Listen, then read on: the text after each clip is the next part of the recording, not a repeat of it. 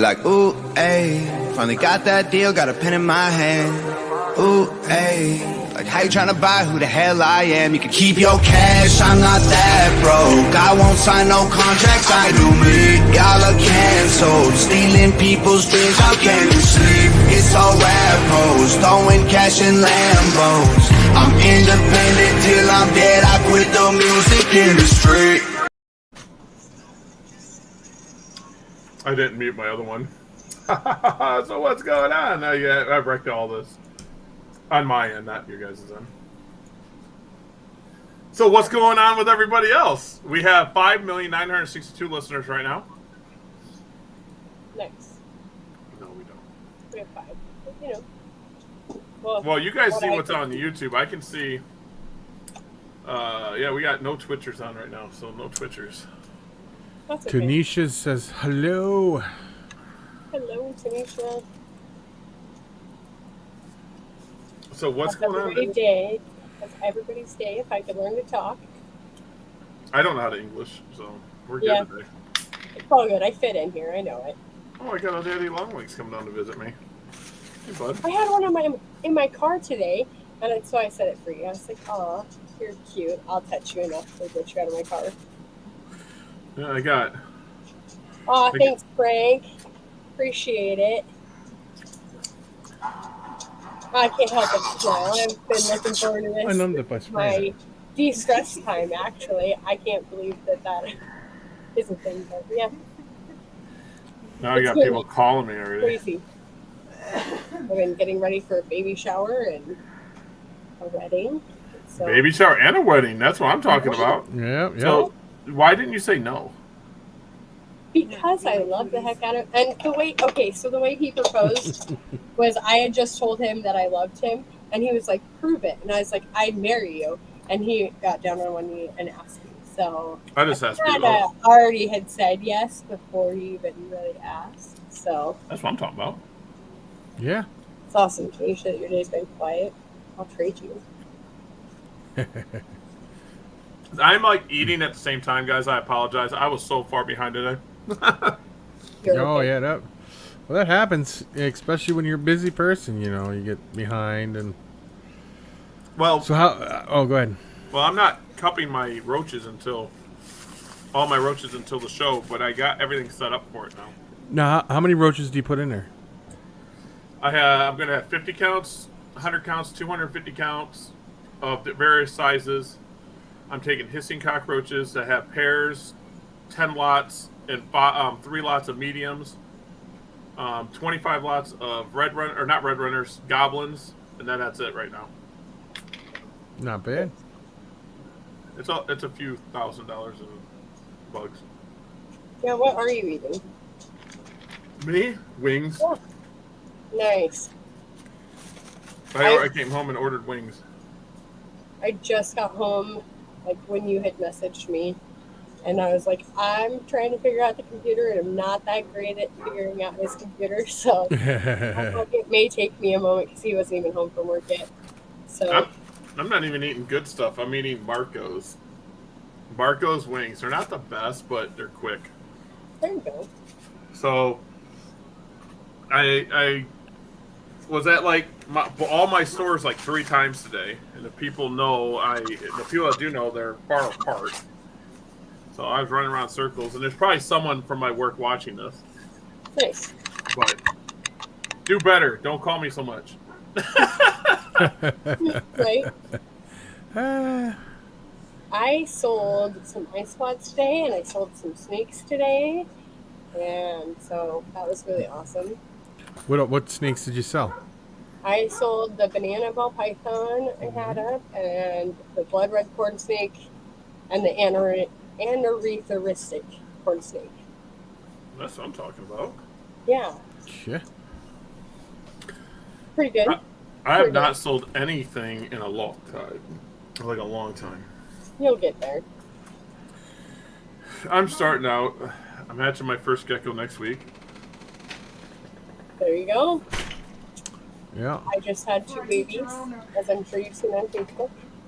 If you're a Facebook friend, that is. What's Facebook? I don't know. A place, you know. Well, congratulations, you have Adam. busy of a life, I guess. Let me see. What did I sold 2 crested geckos the other day. Yeah. That's I get awesome. people wanting stuff, but I don't want to sell anything. I'm gonna keep it all now. Yeah. Yeah. That's what happens. You end up keeping everything. Yep. So. Well, I'm thinking if I just keep it all, then I put in production like 2,000 females next year. There you go. Come on. No. You said it. Now you got to do it. I got Panda Kings. Them are pretty cool. Yeah. Yeah, I got Panda Kings too. I think they're awesome. I just got a couple new species. Uh-oh. Yeah. So, one of them is one I had before that, unfortunately, I had an infestation of dwarf whites and everything. Whole collection. So. Can I ask you a question, Emily? Can you hold that container up for a minute? This one? Yep. When you get a new colony in, do you always put them in a smaller container to start? Depending on what size they are. So these came in a 6 count, so I wanted something smaller. So this is just like a lunchbox. From Walmart. From Walmart. It has holes in the top because I was lazy and didn't want to actually drill them because I knew I'd be setting it on top of another one. So, but I always recommend doing vented, where it is protected, typically, if you're not lazy and in a rush like I was. But these will eventually go into a bigger container like you see behind me. And then as they get bigger, they go into bigger containers and even bigger containers. Hence why they're behind me, so I can show you the different sizes of containers I have for different species. Because they do need more space once they have 4 of them. What's up, Texas Kid Reptiles? So what did you get? What are they, tricolors? They are not. So tricolors, I had 1 before, and I had 12 of them, and now I only have 1. I don't have any dead bodies. I don't know if they escaped. I don't know what happened to it. I have no idea because I kept them in one of these containers behind me, and then I had kept them in like a pantyhose sock, so the lid was secure on and everything. And I don't know. I have 1. I could only ever find 1. Did you dig through the substrate? I haven't dug through the substrate, so I'm hoping they're in there just because it really sucked to have. I had them Espanol marbles, and for the longest time I only had 1 in there, and I'm thinking, oh wow, I only have 1. But I kept feeding it, just thinking, well, maybe they're buried or something. Well, then one day I lift up a piece of cork bark, and it's loaded. So one day you may lift up the thing of cork bark. To you? Yes, you did. I was going to say, I think I sent those to you, didn't I? So, let me find one of these little guys. Oh, we found 2. Let me switch cameras on you guys real quick. I do not have dairy cows anymore. What happened here? What you doing them all? Do you want the truth? I fed them off the bearded dragons. They overpopulate real quick. I just think, I was getting 32 quart after 32 quart, and I was like, whatever.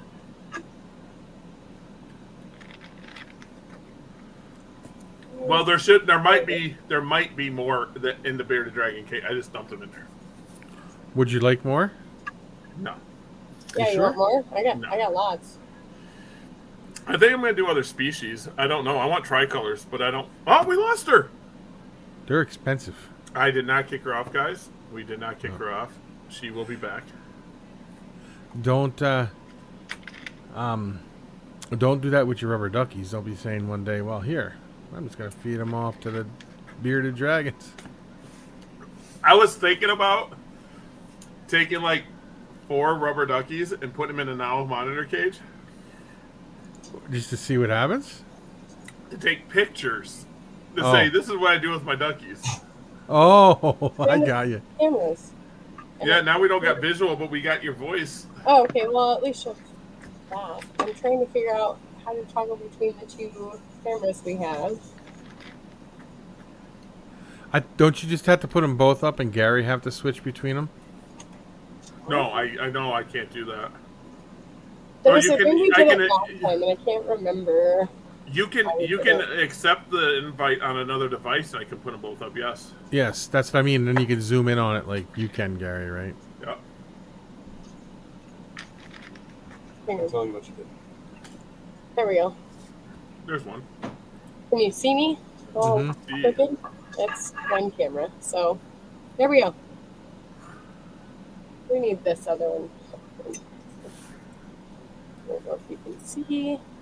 Oh, But look that it. is It's an isopod. there's Jupiter. Oh, very nice. They're slow. There it goes. Yeah, they're not too fast, like tricolors. So as you can see, there's obviously moist side with the moss, the sphagnum moss. And then let's see if I can get the whole view here. Sorry, shaky camera. I'm holding it. Their leaf litter on the dry side. Carrot just for extra supplement, but I do use I've been using Andrew's food lately. Uh-oh. Yeah. Does it work good for you? It works great for me. Like, obviously you don't see any in here, so clearly they like it. But, yeah, there's little ones in here. There's a little baby. Oh, look at that little one. He's so teeny. This is an We adult should do over this. Why don't we do this? Solo. There you go. I'll get better, guys. I suck. there. the little No, you I was don't. baby. holding the camera. I saw it. It's all good. Here's another tiny little baby. Very cool. There it goes running. And is this your newest species you got? Yep, this is one of them. I had these guys before, but dwarf whites outcompeted them and killed them, unfortunately. So that really, really sucked. I don't keep dwarf whites around my other enclosures. Yeah, I didn't have them directly by my other enclosures, but I wouldn't sanitize between enclosures. So I've learned that you definitely need to use hand sanitizer, wash your hands in between dwarf whites and any isopod that you want to carry with you. And then whenever I do my feedings, the dwarf whites are always the last enclosure I touch. Yep, exactly. Because they are infectious and they can take over. And I had surgery, and that's when they took over. Is when my other half was taking care of everything basically for me. What you guys are saying is dwarf white breed. Yeah, they actually don't even have to breed. They're parthenogenic, so they self-reproduce. They're females. Nice. Yeah. I'm thinking about getting some scorpions that do that. I'm thinking about getting some ghost mantis this weekend. Do you know what scorpions do that, right? The Hottentotus. Yeah, that's I think it was you who told me about that. I was thinking about getting some. Yes. Now, is your other scorpion? I didn't mean to cut you off there, Emily. Sorry. No, you're fine. Go But for it. how's that doing, Gary? She's fine. She eats. She takes stuff out. She just chubbers. I don't think she's grabbing. You have to get a picture of her side for me. Yeah, I did, and I can't see nothing. I thought I could, Oh. but I'll send it to you. I think she's just chubby. She moves around. She makes nests. She'll sting anything that touches her. So don't touch her then, right? Yeah, she's my friend. She's like my favorite thing at my shop. She's my girl. She's like, I actually take my tongs and give her a roach, and she'll take it with her claw, pull it in, and sting it, and then start eating it. That's interesting. And it's not like a quick. She pulls it in, and she'll take her tail and move it to the side like this, and sting it, and then go and then start eating it. Michael from Web Session says dwarf whites are a master of showing up everywhere you don't want them. He doesn't keep them anymore. Oh, that's what it is. Dwarf, because I got it written down. That's the one I'm looking for. Dwarf wood scorpions. That's it. That's the one. Because Frank the Tank told me last time. So we got to get Emily some scorpions. Yeah, I'm as close as I'm gonna get with scorpions. I think I have a whips vinegaroon, and I think that's good enough. And then I am brave enough to actually own a tarantula. I'm terrified of spiders, but I'm getting over it because she's pretty cute, so I can't really help it. What I'm What is telling you, she? She is a true zebra. well, zebras are I think fun. that's what it is. Yeah, that's what it is. So we got her as a little tiny baby that was itty little bitty, and I was hoping that she wouldn't pass away because we had spent the money invested in her, Gosh. and so yeah, My she's getting bigger and coming out more because she's bigger, so that's cool, and the kids get to see her now, so it's pretty cool. tarantulas are fun. My buddy John tells me what not to touch. I'm friends with John Apple, and he tells me what not to touch. Literally, he'll pull me to the side. And when I got the Death Stalker, he goes, "Gary, you will not hold that." Because I've held one. I've held one at a reptiles expo. I And think I he- see. Didn't you have pictures of you holding? I have pictures of me holding a Death I was Stalker. gonna say. But people don't know Death Stalkers. They're not like some where they just stick down. They'll like get you from any direction. They'll use their tail in any direction to get you. Oh, Yeah. crazy. Yeah, that's Yeah, I love my Very Death good. Stalker. I'm gonna be setting her up into a 20 long. Everyone says that's too big. I don't care what they say, because I hand feed her, there you go. so she gets a mansion. There you go. And I'm gonna try to Let's use take it isopods. Yeah, Ah, I'm gonna I try. use ice pods to feed my tarantula, so it works out great. That's what I'm talking about. I mean, dairy cows in there are perfect. They're the right size and everything, so I can't really complain. So. Yeah, I gotta address that what Frank said right there because in the wild, look. I mean, seriously, look at how There big is the no area walls. is. There is no walls. Hello. See?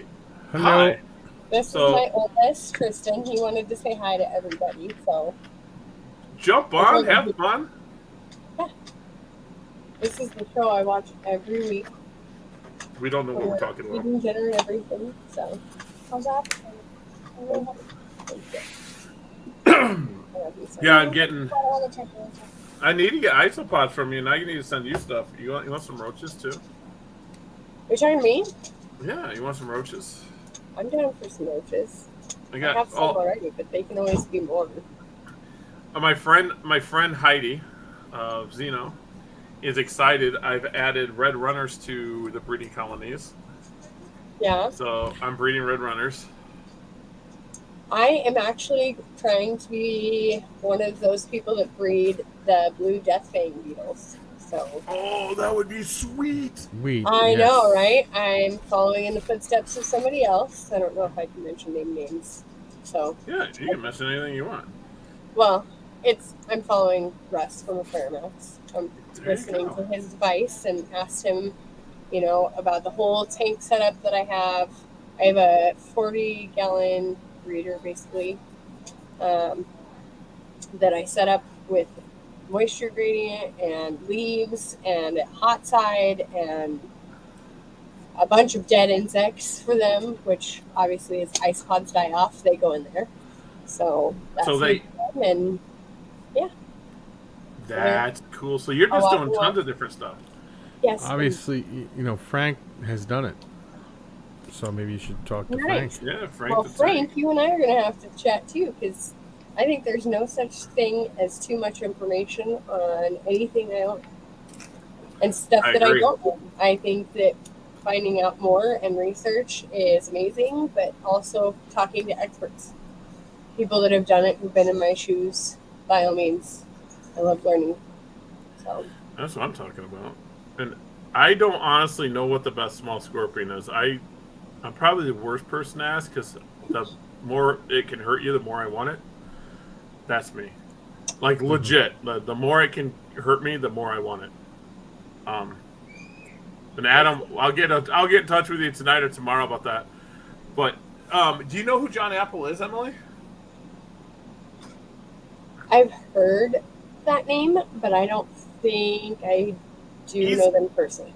Not a social media like big guy. Like he's not known on social media, but I think he can breed anything. Him and his wife could touch anything and it breeds. He's got emperor scorpions, which I'm getting emperor scorpion for the zoo. So that's a good.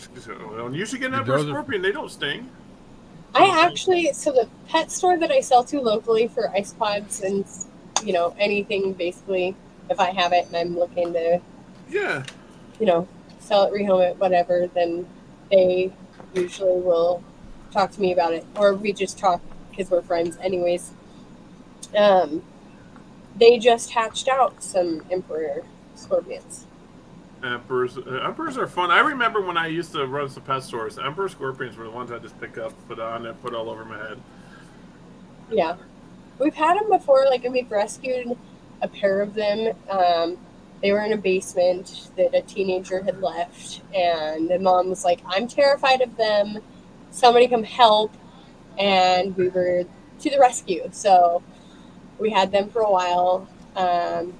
They were like doing fantastic. So we were like, yeah, I think it's time to move on to something else for the space. And so we found them a new, better home of somebody that was not an irresponsible teenager.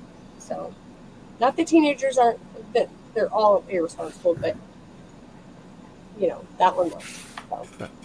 They usually are. Typically. I'll say that, typically. I know my kids are irresponsible, but they're not teenagers yet, so I haven't experienced that. I'm lucky. My daughter likes to save everything. My kids, too. Especially, like, outside bugs. We actually just saved, like, well, not saved. We actually just collected, like, over 150 native isopods because my kids were like, "Mom, roly-poly, here!" So, and I'm a sucker and I carry a box everywhere with me, so I'm like, all right, I'll just put it in a little box. Because why not have ones that are here? Isopods are fun. We have them here. I call them pill bugs. And when I was a kid, now even 5 years ago, I never thought isopods would be that big a thing. I still can't believe it. I honestly can't believe. I mean, I'm not putting it down. It's an amazing thing. It's an amazing hobby, but these 10 isopods are $800. I'm like, what? You know, I'm like, what? You know, I mean, a tarantula, you kind of know, okay, you take care of it, it should live. But an isopod, some of them, you look at them funny, they're dead. Yep. I mean, the tricolors, I want them really bad. When I seen the price, I was like, I'll never get one. I'll never have it my whole life. Why do you think I won them? I'm never buying those. I placed a, bet on them, and I won my bid, so it worked. I didn't have to pay full price, and they're buried, and you're going to produce them. Yep, that's what's going to happen. I'm determined because I keep feeding them, and the food disappears. So there's just they gotta be in there. There's hope. I've got to just believe that there's more than one. I bet you there is. I'm telling you, that was going on with the marbles, man. I'm telling you, every time I put food in there, I'm like, but there's only one. And no matter, I moved stuff, and I could not find any of them. Now I go in there and lift it up, and I'm like, there they all are. That's what I'm talking about.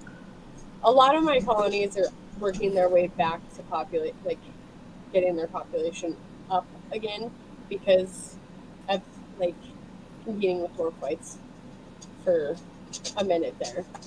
So it's kind of sad, but I can still find the one tricolor, so I'm hopeful. And they were one of the very few that didn't have dwarf whites infested.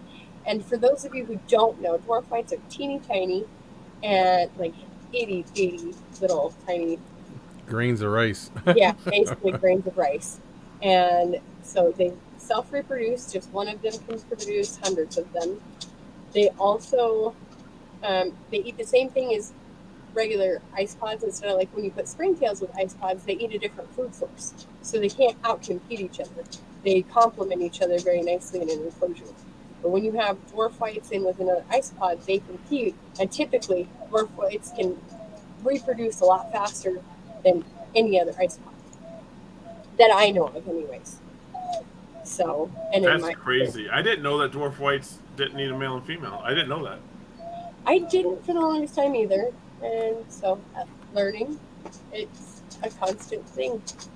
So the dwarf purples and all that are dwarf white species, right? The Yes. same thing? So Okay. No, purples, all that, like they but do. the dwarf greys are bigger though. Dwarf greys are bigger, but I do believe they produce on the same ratio. So I have an enclosure with dwarf greys in it, and I never got dwarf greys. I've never owned them or nothing, but they showed up in a colony, and I'm like, huh. And every time I go in there, there's more and more and more. And oh I'm like, yeah. okay. You guys, so what I had to do with the dwarf whites, because this is what you do, is you have to single-handedly count out every little isopod that is supposed to be in there and put it in a new enclosure without cross-contaminating. So usually what I do is like a filter bin, like you have the bin that's just isopods, no substrate or anything. And like as you're picking them out, that way you can make sure you don't get any dwarf whites in that second enclosure that you set up for your isopods.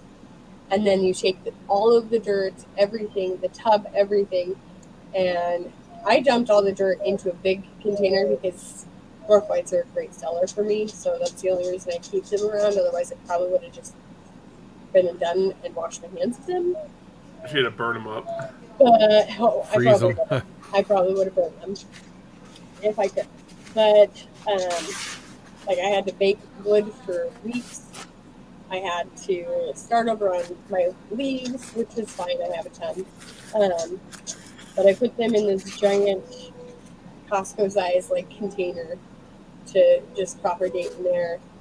But in between every single one, having to sanitize like the bins, your hands. I wonder if I should put dwarf whites in my alligator lizard cage then. You could. Because dwarf whites have a softer shell, right? They're not as hard as some of the isopods. Yeah, and they are literally like the size of a grain of rice. Yeah, they are teeny. Like super. That's an idea. I mean, if you say, if they're going to produce that fast, maybe I should just talk, because I have some. But, I mean, yeah, I'm just gonna dump the whole thing in there, because I feed them less because they produce so fast. And I only have, like, I got duckies, pandas, no longer I got that, the dairies. Yeah, well, they're in the cages now. And I got dwarf whites and I got purples. But someone told me the dwarf purples were different, and I said, no, I don't think so. I think they're the same thing. All right. At least they produce I know they're not. So I'm just gonna dump them all in my alligator lizard. Yeah, that'll work. I mean, I dumped all my substrate from the contamination, like pandemic, as I called it. That's a lot. You had to change a lot of dirt. Yeah. I had to change a ton of dirt. And, like, I still have a few that, like, and then you have to watch all of your cultures even after that, because dwarf whites, they're babies. They're, like, not really, you can't really see them because they're so tiny. You can start a whole new infestation over again inadvertently, so you have to watch it again, and then if it happens again, you get to start all over. It's like head lice. It's like head lice. Honestly, it's the worst thing ever. I hate it. I'm like, I hate this so much. So isopods can infest themselves. Yes. Pretty much. Well, and there's such thing as, like, you can get grain mites, you can get other kind of mites, you can get, what are they called? There's little gnats that you can get that, like, infest.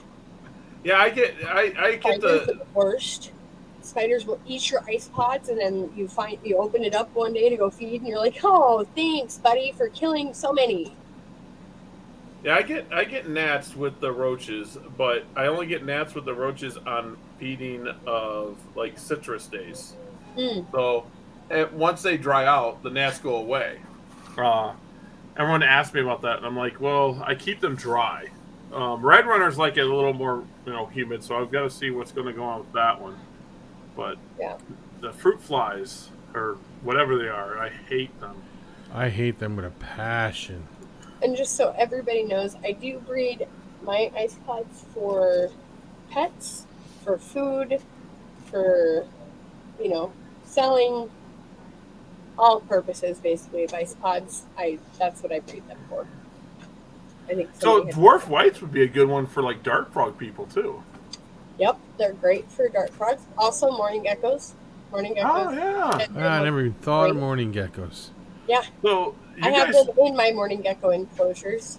So you guys should think about that. I mean, seriously, I would start advertising them, and who cares about the price? Start selling them cheaper if they produce that fast, and sell them off to dart frog people.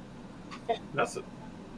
it's really easy to sell them because they are such a popular one.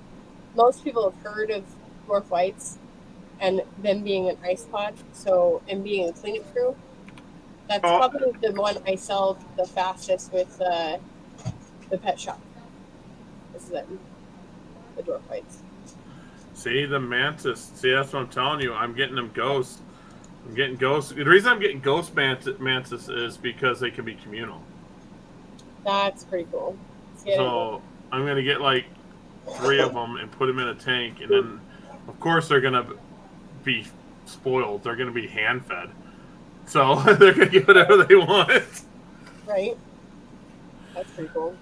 I've started getting into more millipedes. Like my local pet shop can get me different kinds, and so I've got a few that I've gotten into now. I've never had luck with millipedes. I've tried a few, and I just don't have luck with them. I don't know if I'm doing something wrong. I haven't had any to breed yet, but I haven't had them for a super long time. So what kind of millipedes you got? Don't you have millipedes now? Yes, I have. So I have one chocolate millipede, just one. That's all they had, and I haven't been able to find more. So if you guys know of anybody with chocolate ones, by all means, get in touch with me. I have some smoky oaks. I've got bumblebees. I've got scarlets, pink-footed, and ivories, Florida ivories. So,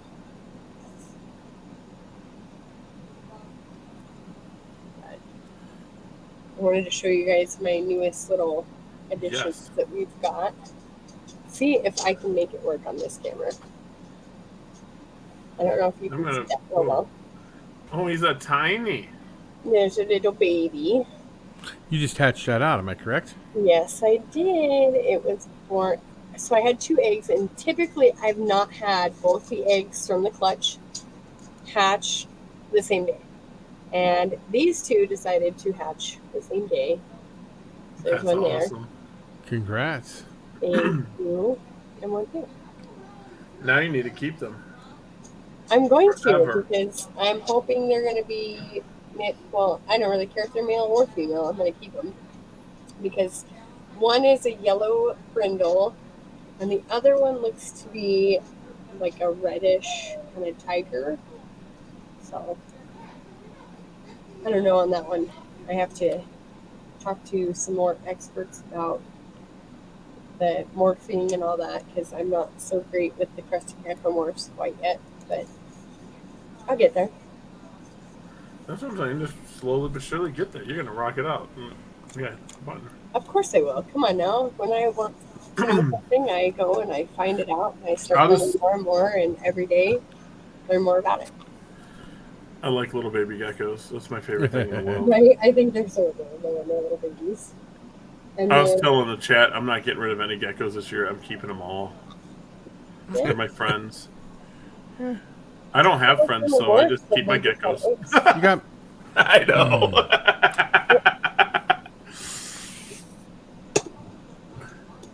Ooh, Frank the Tank. He can. What's Frank the Tank? The secret mantis guy. I like it. Frank the Tank knows a little bit about everything, and he just never. You should come on here, Frank the Tank. Show us what you got. We totally need Frank on here sometime. Frank is amazing people. I love Frank. Yes. Congrats, Josh. What happened to Josh? His wife called him and said his snake had eggs. Woo-hoo. That's awesome. Do you know what? Josh is just like, he put up someone. It was either him or someone, and it said when you hit on the 66% morph, and it had like king out there. I'm like, yeah, that's Josh. I'm so that happy. is Josh. Now I need to hit on the odds. I have double het Bell Patty to double het Bell Patty, so I need to hit that Bell Patty this year. But you hit the albino. I got the albino You got the possible hat, and I got the patty patty. possible hat. It'll happen. Yeah, well,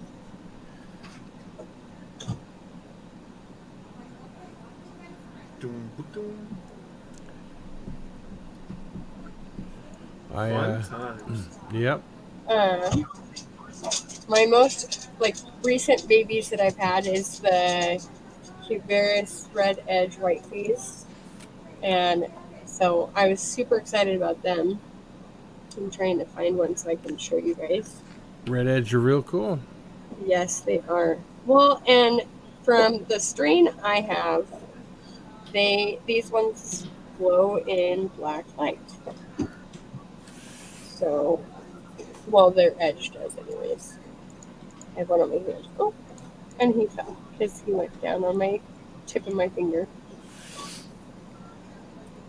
I will just grab the other camera real quick after I get this guy out of here. He landed in my keyboard. So now I'm trying to rescue him without squishing him. Get out. Goofball, come here. There we go. So, I was reading what Frank had said up here about these beetles.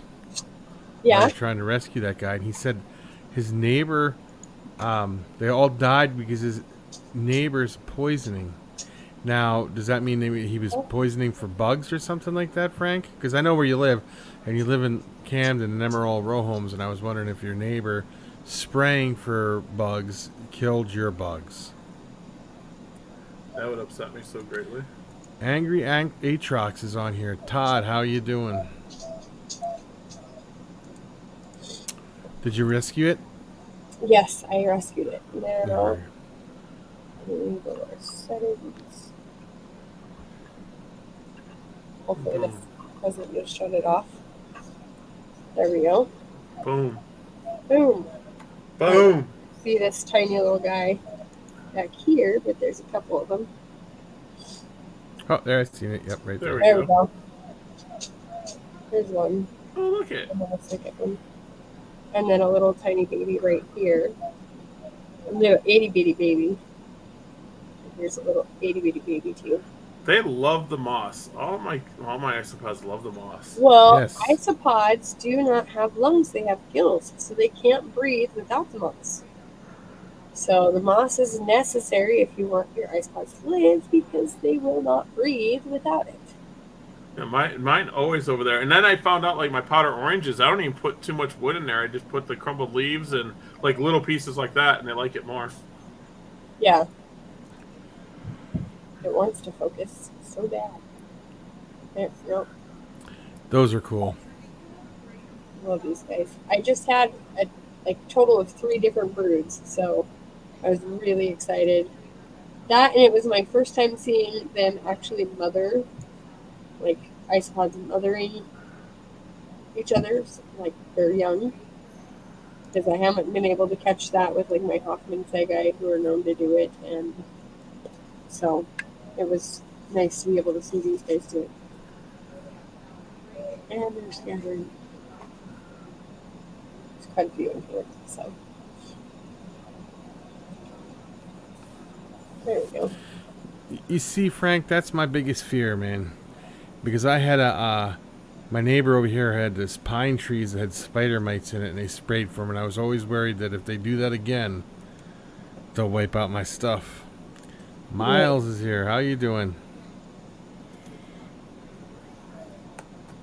Hello, Miles. Miles.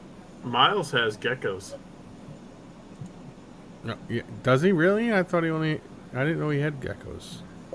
I'm gonna go down and take some geckos. I'm gonna talk to Missy.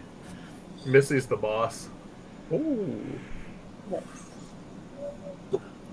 Is there, Love you, Well, Miles. those are pretty cool. yeah, is there a species that you guys... Well, let me ask you this question: is there a certain species that you like better? Do you like Cubaris better, armadillidiums, or? I'm a sucker for the Cubaris because they tend to have more colors. But I also like Porcelio. That's probably like a close second.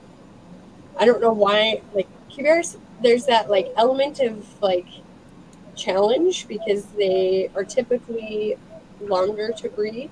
So there's that art of, figuring out like moisture and the soil composition and their needs and where do they come from in the wild and how can I mimic that at home and make it so that it's perfect so that I can get as many broods out of them as possible as quick as possible. So, Is there anything special you do with them to make them be successful? Is there any special tricks that you have that might help other people? I use the only thing that's different that I know that I do is I use Dolomite lime in my substrate, so I'll mix that in, especially for cubears because typically they come from caves, and so they need that lime from somewhere. So it's a nice supplement to add into their substrate. So, especially like rubber duckies. I don't know if you guys have ever looked up where rubber duckies come from, but they're one of the most popular cubear species in my opinion. And, they come from lime caves, so they need that lime. And I've had massive success with my rubber duckies. Like, I think you're the one that told me to put lime in my dirt, and that's what I did for the rubber duckies. I think it was you, and I put it in there, and I think it's funny because it looks like someone took bullets and shot the dirt because they burrow down. It's a perfect little hole. Yep, they burrow right down. Well, and I've learned too that you have to have something to fluff your soil, your substrate. Otherwise, like it compacts down, and like their tunnels can compact down and crush them. Unfortunately. Oh, so, I'm gonna start doing that. I use, coconut. What's it called? Cocoa fiber. Yeah. That's what I use. I take cocoa fiber and dirt, and I take leaves, and I crush it all up, and I mix it all together, and then for them, I put lime in it, and I put it in with my Panda Kings too, because they were cabaret, right? Yeah. And they seem to be doing good. I don't know if I have babies or anything, but they're eating. I love looking for babies, and so that's another thing that can prevent babies is checking on your isopods too much. You can disturb them too much. Oh. So that, like, I only do once a week, usually. So. And Frank's right. I didn't know how valuable the duckies were. I had no clue. Right? Well, and what's really cool, let me show you my duckies. That's something I learned too, is not to disturb them as much once a week. I can't even pronounce that, let alone know what it is. Philosca muscarum? Yeah, I can't pronounce that either. I don't know what that is, man. I have not seen them. It looks... I think, Frank, you brought that up when we had talked about isopod like either last week in the chat or the week before, is what I want to say. Like, I remember you bringing it up, but I can't remember what they are. So, hope that helps. I do need to add more bugs. I feel like I'm they're breeding bugs now. Bugs they look like an isopod, but I do not believe that they are an isopod. That says common striped isopod, so that's what it's called. Is it like native to America? Like, oh, cool. I know I have isopods out in my backyard. They're cool. They're my friends. Those are the best isopods to start with, is the ones in your backyard. They don't cost money, and you put down a cinder block, and you'll have them underneath the cinder block. Oh, especially if you give them moisture. So what are we looking at here? So this is a regular rubber ducky. It's all curled up, and you can't see until it uncurls. Rubber ducky, you're the one. Come on, you can do it. I love that they have these little spots for their eyes, so you can see them on the camera, which is awesome. The rubber duckies don't like light. I don't care what people say. They hate it. Mine always hide. Eventually, but mine produce these yellowish rubber duckies, if I can get the camera right here. Are they the blonde? The rubber ducky blondes. Oh, look at all I those. don't know if they're more blonde or if they're more amber. Oh, them are There's one there. springtails. Springtails. I was like, geez, are There's a them ton all? of springtails. And then there's regulars. I don't have luck keeping springtails in anything except for powder oranges, and then the duckies and the panda kings. Nothing else keeps them. Orange, like yellow. I have blonde duckies. I had them, and they unfortunately perished. Look at that. That's cool. So you can see for comparison, there's two right here by each other, and one's definitely a lot Yellow. than the other. Yeah, look at that. You got yellow duckies. Yeah, they definitely produce quite a few of them for me, which I love that they throw yellow ones because is your leaf litter collected outside, or do you buy it like in the bags?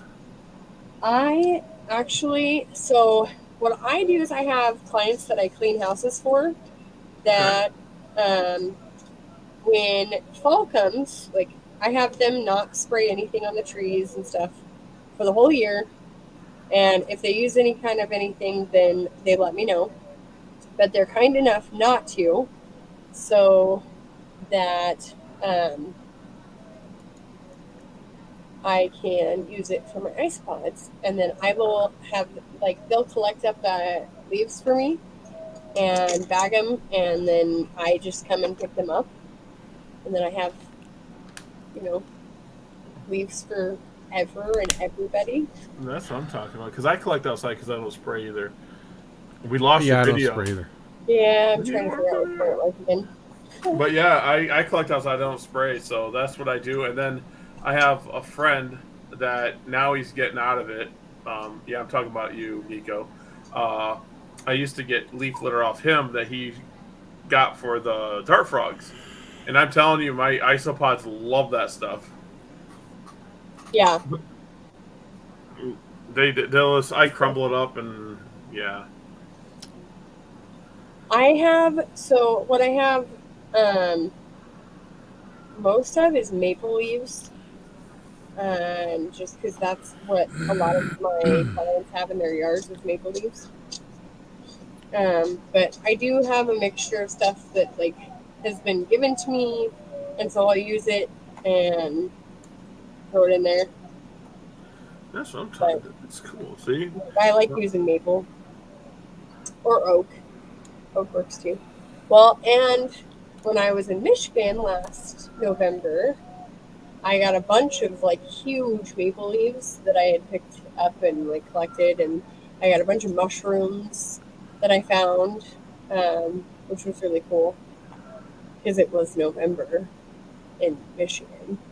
There was snow.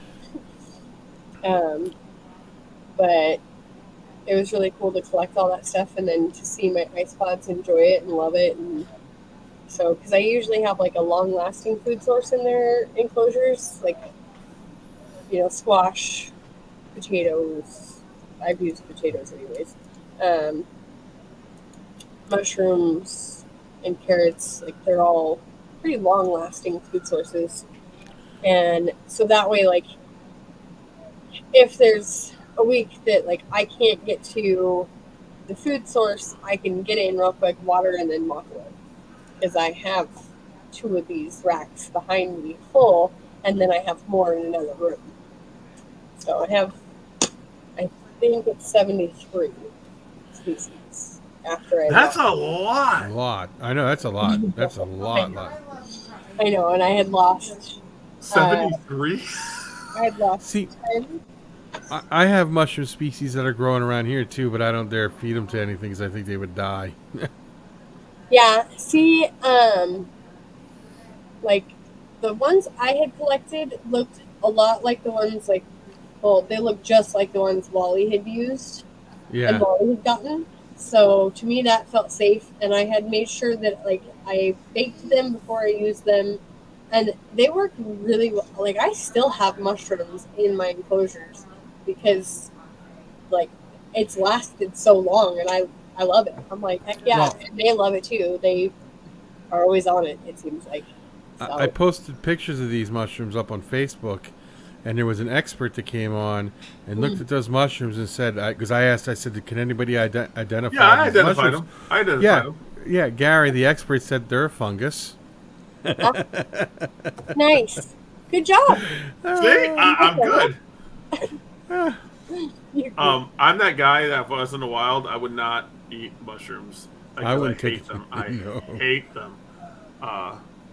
But I was talking to a guy yesterday. He went on my TikTok. This is funny talking about wild. He says he's an animal activist, and he thinks that I shouldn't keep animals. So I entertained this, okay? Because I was at work, I was bored. And he goes, I only hunt for meat. Have you ever had deer meat? It tastes like chicken. And I'm like, that statement alone, I'm like, you're a liar. We're done. Oh, yeah. I was like, what kind of deer meat have you been eating, man? Right? No. But he told me I was wrong because I keep animals in boxes. And I'm like, well, you should watch my podcast because I say it all the time. Right. Well, That's absolutely insane.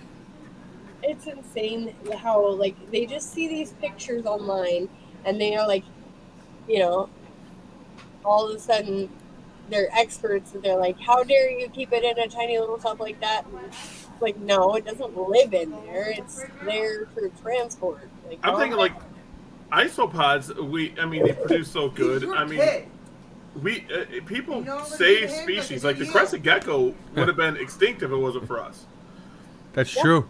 The crescent gecko would be gone. Now it's everywhere, but it would have been gone. All right, but I got to say something. When they rediscovered that in 1994, are you sure there wasn't more and they were just all hiding? With how they hide. Yeah. I mean, I had to pull out the babies ahead of time for you guys. I pulled them out yesterday because I was like, I know them. They're going to hide from me the last minute, and I'm never going to find them. And I want to show them off. So Crested geckos are so much fun. The reason I don't like crested geckos is the wait. I'm impatient. Yep. And it takes a long. Now I know someone's going to tell me you can breed them in a year. Leopard geckos, egg to breeding is about a year on average. Crested geckos you can't breed in a year. I don't care what people say. No. 2 years. Two year minimum. Like 2. If you want healthy Yes. babies, it's a minimum of 2. So Like if you know what you're doing and you're doing it for the passion and the love of the gecko and like their process, you wait 2 years. yeah, so I want to talk to Flawless. I'm thinking about getting rid of all my wholesale stuff, so I'm going to invest in some higher end stuff. And we're really focusing on the zoo.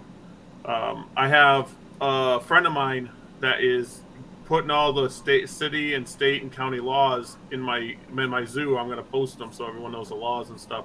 Because I was contacted about an alligator again just like 4 days ago. Yeah, you were saying that, something like that. Yeah, crazy. And they're like, we want to donate it to your zoo. And I'm like, I can't have an alligator at my zoo. Well, yes, you can. I'm like, it's not against the law. I just don't have anywhere to put it, So that's the thing. And then I'm pretty sure, okay, there was an incident in Fond du Lac with a gator that was caught that was about 40 inches. And this person said you're in Door County, but it was like right after I was done talking to him, I refused to take it. And I said, okay, we'll home it. She contacted me, says we're going to rehome it. And then she never got back to me. And then the gator came up in a lake in Fond du Lac. Huh. Now, that's the story from a rescue down there that I don't trust. I think they just took it, which is fine. Get the animal a home. But why make up the story about it being found in a lake? So, yeah. But alligators shouldn't be owned by common people. No. You were talking about high-end stuff, though. They never look at the end result, of how big they get. So what do you got? What do you got high end over there? You got something, right? I have an unfortunate story about a high-end. Uh-oh. What I happened? was so excited about this. I talked to Andrew probably like the second I found out that I was getting this crested gecko. It was an extreme harlequin that had really a lot of white on it, and I was really excited about it because it was a male. And unfortunately, shipping was too much of a stress. Oh no. And so he lived for about 2 days and then was gone. So Oh, that I'm was really sorry. unfortunate. But I understand it happens. Like sometimes, they get too stressed out in shipping. Like even when they're labeled properly and everything, they do get shuffled around quite a bit. Um, but the breeders making it right and everything. Like it's all good there. And I had only contacted them to just let them know, like, hey, just so you know, like I didn't expect anything out of it. Which I think is the best thing you can do is just to contact somebody without expecting anything. And then as a breeder myself, always wanting to make it right, no matter what. yeah. Like, That just sucks that that that happened to is. you. It's funny how crested geckos get stressed out.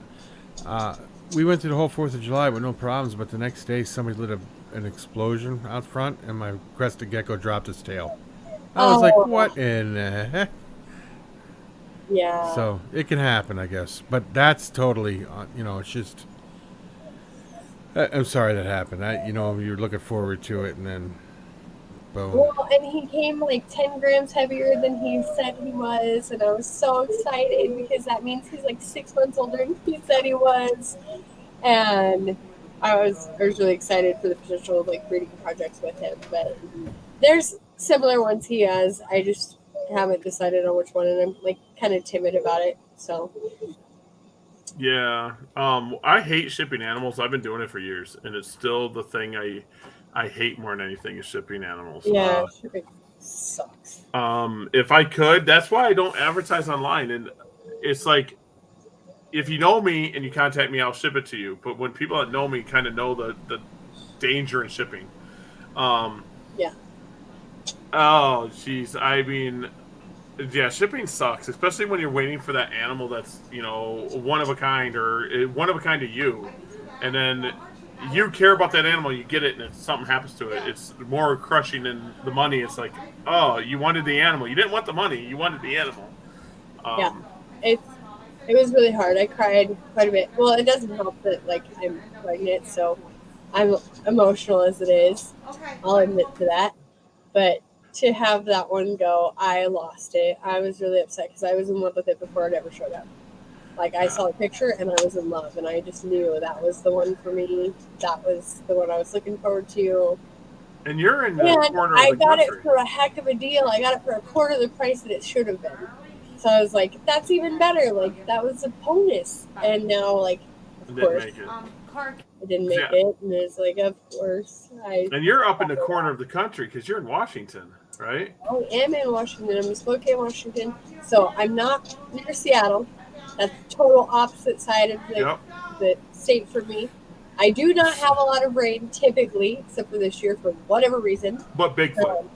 Yeah, Bigfoot. Oh, yeah, of course. Bigfoot's all over Washington, don't you? You should collect some of I just sold them. down the street earlier and like was handing out money to kids. You should collect some of them and raise them up. Right? I've thought about it. That would work. They get taller than me though. I'm only 5'2", so I think I'd be damaged. I'd be like, hey, yeah, I mean, I'm on the Idaho border, basically, is where Spokane is, and so we have pretty mild weather. Like, I mean, it doesn't get usually above 100 here. oh, that's not bad. That and our summers are pretty take forever to start. Like, Yeah. It's only been up to 86 so far in Spokane for this year. Whoop-de-doo. And that happened today. So we've had a weird year. Usually, like, it's warm by July, but it's not, like, super hot. We don't have tornadoes or earthquakes or none of that. Like, we don't have a ton of rain like Seattle, so. It does snow here. So you do get snow.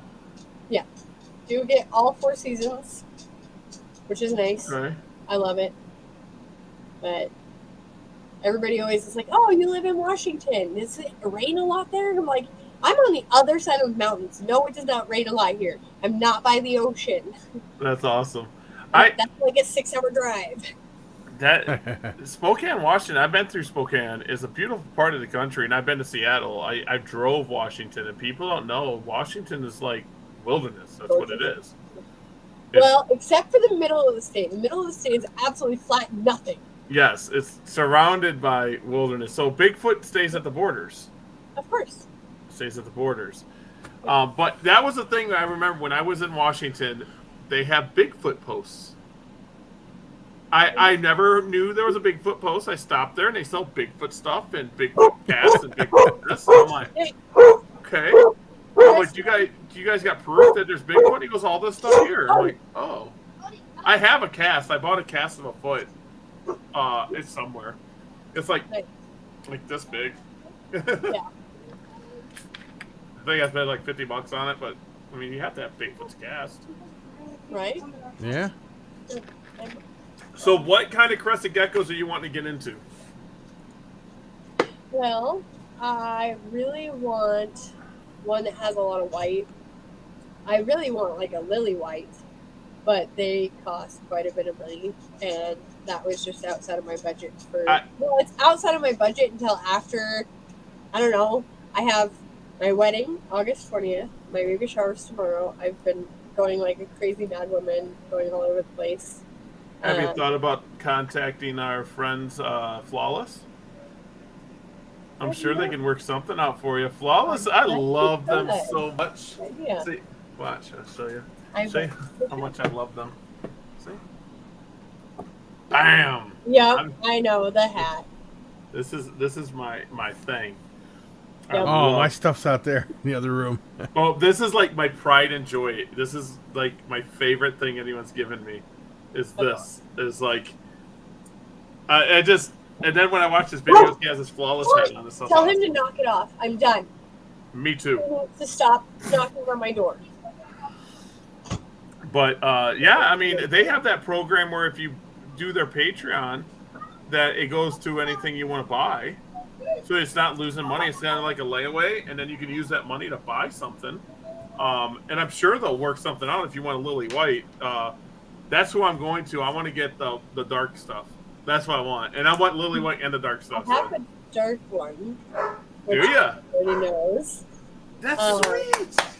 So that's why I want the light one, so that I can make, mix of those as a project. Because I didn't, I have a yellow brindle who's on a break right now because she had started losing a little bit, and so I freaked out and I told it.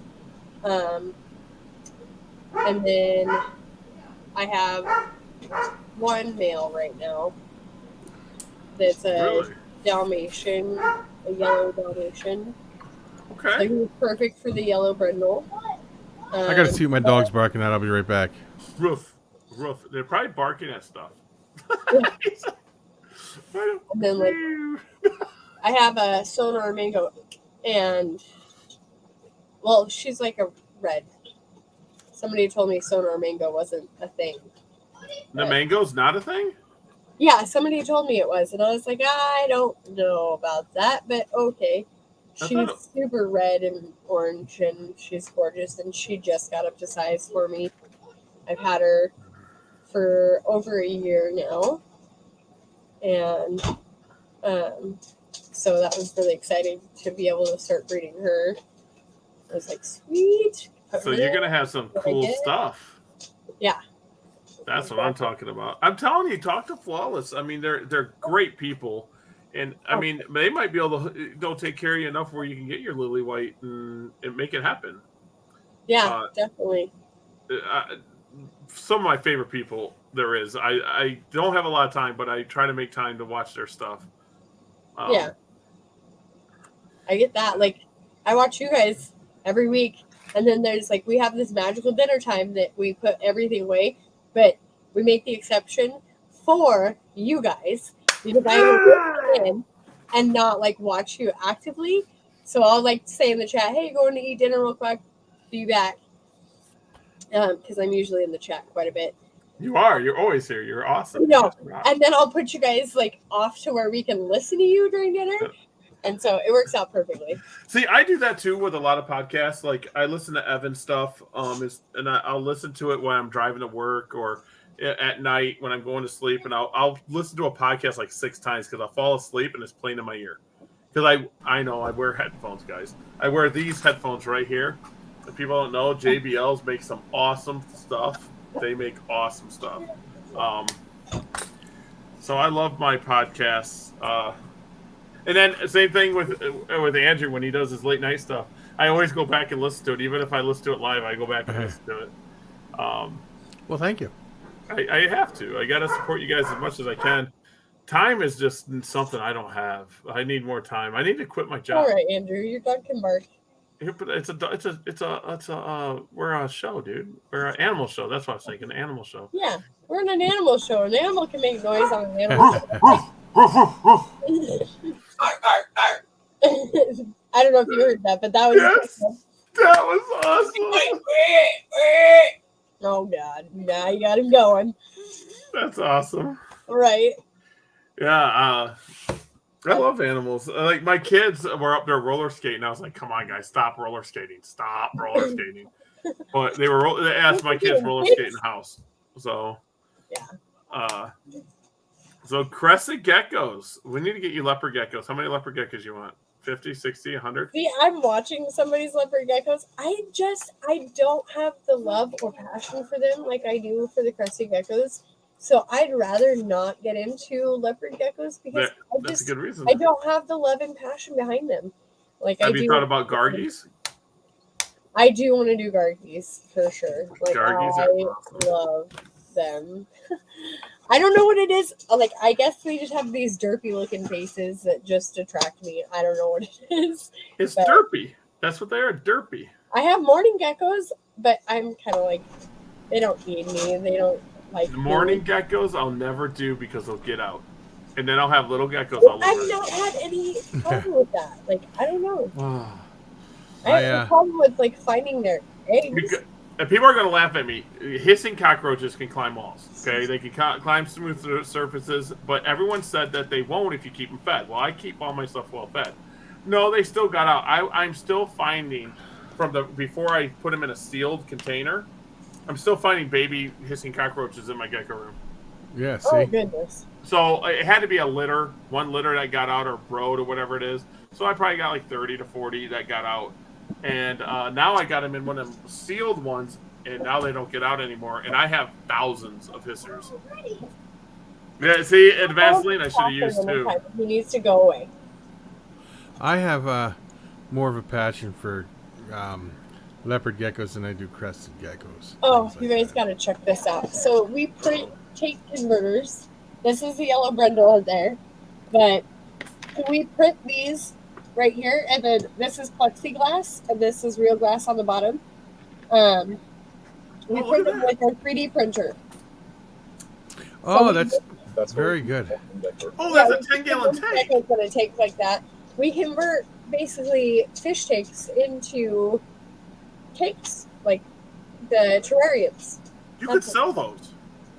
We plan on it. There's a guy that did something like that for 20 longs in another one, and he sells them for like 150 bucks at Sewerfest. Yeah, he sells them every time at Sewerfest. They're great. You should buy them. We've done 20 longs. We've done. I think we've even done 40 breeder. 40 breeder. We've done that. 40 tall. And 10 gallons. So we've done just about every size. We can do any size. So would you sell the kits to convert your own aquarium into a... You would have... So the things I would need to know is whether or not you want like a lot of substrate on the bottom or not, because the glass and the plexiglass, where they go, like is changeable. You can change that out to be, if you want a water feature in there, you add like length at the bottom. If you don't, if you just want a bit of substrate, not a bunch of substrate because you're doing like crested gecko, then it's smaller. But yeah, I'm down to sell them. For anybody that wants them. Dude, seriously, if you need to sell anything, I also make vents. You know what? She makes the vents. She sent me these vents that are very cool. So does anyone have anything bad to say about Frank the Tank real quick? Because he's going to be back here shortly, and he says, don't talk Oh, smack. that Frank the Tank, I could tell. No, I'm kidding. I love that dude. They make these vents, Gary, that are so... These vents. Look at them. Do you sell those? Yes, I do. I'm These gonna ones have to are get more for contact like with you. the bigger enclosures that I have, or if you're doing geckos, but they have screw-on backs. Okay, we need to talk now. Okay. Because I'm looking for a way to vent my leopard geckos without soldering iron, and I think something like that would be perfect. Yep. She sent me have- some. I told you, they're cool. I think I might just buy. I mean, how long? Now, I'm not putting you on blast here. I'm not putting you on point. But let's say I needed like 400 of them. How long would it take? So, do you want like this size, the 2-inch? Yeah, something like that, 2-inch. Yeah. 2-inch. Okay, so 12 of those takes about 10 hours to print right now. Okay. But we're hoping to be getting a CR30, which will just continuously print things. It's a treadmill 3D printer, so it'll just keep going as long as there's filament to print with. So we can put our 5-kilogram spool on there, print out 10,000 real quick. Yeah. Okay. When you get that, let me know because I'll just convert all mine to that. Seriously, that there is huge for gecko breeders because too much. People don't know this about leopard geckos. Too much moisture is worse. Even now, I than- mean, it just takes a little bit longer. Yeah. Well, I'll message you after. But too much moisture for leopard geckos can hurt them more than dry. Mm-hmm. Yeah. So, I mean, some tubs it's like you got to just work it, and that would be so much nicer for ventilation. And how you screw it on, that's amazing. Yeah. I love the screw-on part because then you can make sure it's secure in there. And, I mean, if you weren't going to take it out again, you can always add some glue to it. Yeah. Well, what I like about the screw-on thing with like geckos or anything like that is because if it's real dirty or something, you can unscrew it and clean it and put it back together again. Yep. Oh, that is game-changing. I really like that. That was mind-blowing Well, to and me. it's Isopod and Gecko World. That's the nice thing I like about it is because I can dual advertise, basically, because both worlds use vents. So That's it's just I change amazing. the inside part of the vent a little more for obviously Isopods. These guys are going to be huge. This is going to be awesome. I I mean, know. she's got like 1 million isopod species. She got It's crested not geckos all, coming out. but I have quite a bit. then- Almost 78, right? That's a lot of isopod 73. species. Like 73. I'm probably like 78, but That's a I haven't lot counted of it, but species. That's It's amazing a lot to of me. species. Yep. a lot to take care of too. And people say I'm crazy with all my geckos.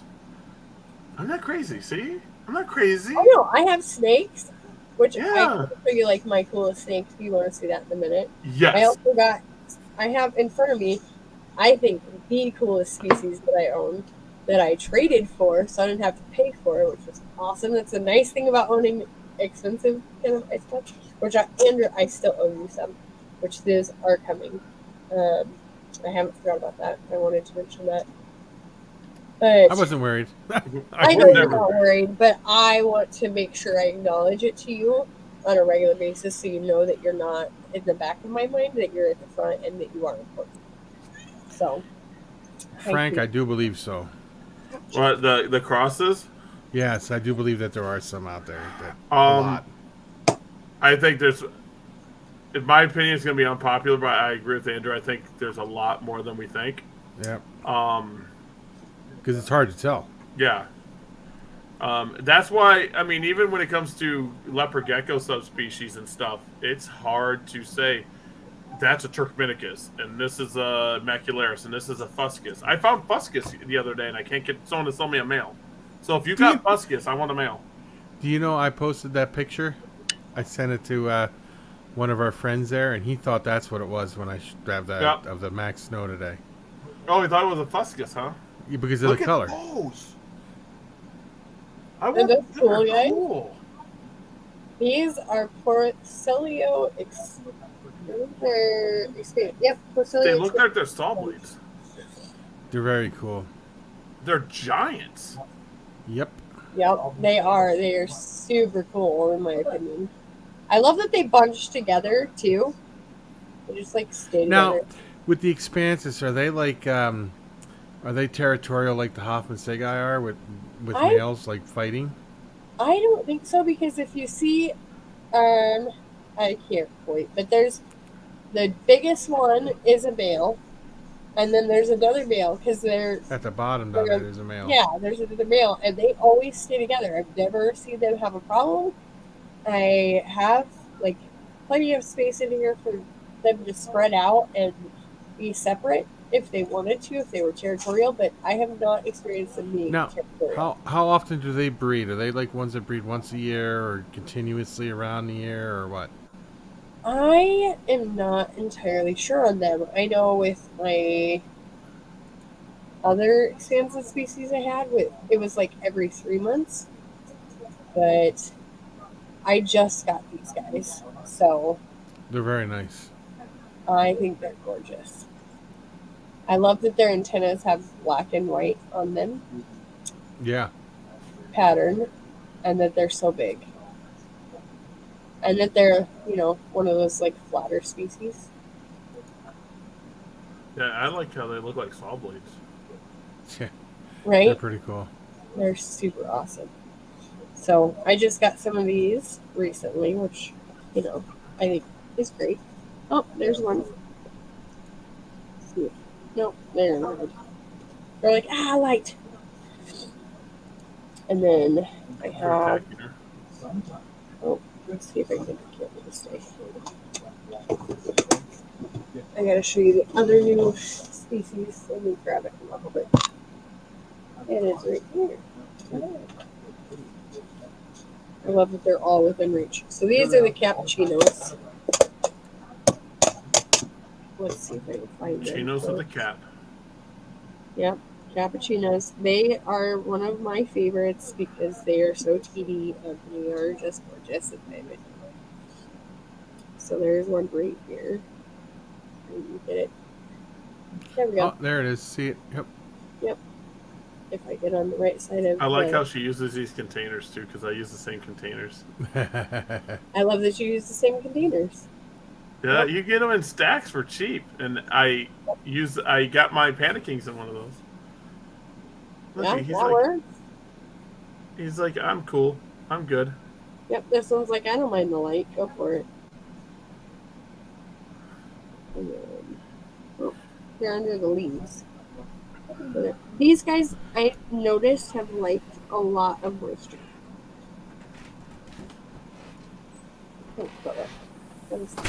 Dollar Store had some stuff, and most of it was on sale for like half off. These are my other newest ones. I paid for these ones though. Oh, there comes another one. It's like, let me move this. There we go. It's like, I'm gonna go find somebody. You're gonna go find somebody? Yeah, look, he's looking. He's like, come over this way. Yep. Sorry, I'm really bad at cameraman. I just feel good because my containers look just like yours, so I'm doing something right. You are. Do you add springtails? My Panda Kings have it, and my Duckies have it. What's the other one? And my Powder Orange. The rest of them, they just don't survive in there. I don't know if it's because I feed them different or what. Do you have pieces of charcoal? Do I have what? Do you have pieces of charcoal for the springtails to breed on? No, I do not. Maybe that's why. That might be a good idea. I'm going to buy some charcoal. Just go like to the fish store, buy charcoal. No, you can buy the natural wood charcoal. Wood, yeah. Oh. As long as it ain't treated with like a lighter fluid or something. Yeah, as long as it's untreated. Okay. I learned something new again today. I'm doing awesome. Yeah, that, and then what I will do too is, because you get a ton of springtails that breed with as many isopods as I have a ton of springtails that breed. So what I will do when I start a new enclosure for them, or for my geckos or whatever, is I'll take some of the moss and usually the piece of charcoal, and switch out the charcoal that is in there, and then keep most of the moss in there, and just transfer it to wherever I'm trying to put it, so that way, like, I don't have to go and buy a whole new thing of springtails. It's typically your springtails will just breed like crazy anyways. Okay. Well, if you feed as much as I do, anyways, they tend to. Excuse me, sorry guys. I have really bad allergies. On clay. Frank says culture a colony of springtails on clay. And what, I've like, seen that. just like regular It's very clay? popular. Okay. Yeah. I do have one on clay that I got from, big pet store. And it doesn't do as well as my charcoal cultures do because I have charcoal and sphagnum moss mixed together, and then I feed a fish food to them. And like I culture springtails on top of having them in my cultures of isopods. So, if for whatever reason some die out or whatever, or weren't breeding well, I can just toss them, right in. But typically they breed really well for me. So I think it depends on what kind of clay you use too for the springtails. I have a friend who's a really good expert at springtails, and he uses clay, and he's supposed to teach me his ways. So, Well, that'll be interesting. Keep us posted on how that works. yeah, I definitely will. There, Frank's leaving again. Anybody got anything to say about him again? Ooh, I don't know. Frank is going to send me $2 million. Yes, me too. See? There we go. Frank, thanks. I love it. Yeah, Frank Big. I like the name. So, My cat is insistent on trying to be up here. do you have a favorite species? My favorite, I think, would be either the new Porcelia expansus orange, or I really like red block Hoffman guys, which I can show you guys. I love Hoffman guys. They're so big. They're so glorious. I actually have 2 bins of these guys because there was too many in the bin I had, and I didn't want to go super huge. I wanted to just separate out instead. So let me get this other camera hooked up here. And then they're everywhere. See? They are everywhere. They're pretty big. These are still juveniles too. Yeah, I like mine too. They're one of my favorite. They're super cool. I just love how big they are. And like they're not skittish. They're not as skittish as other species.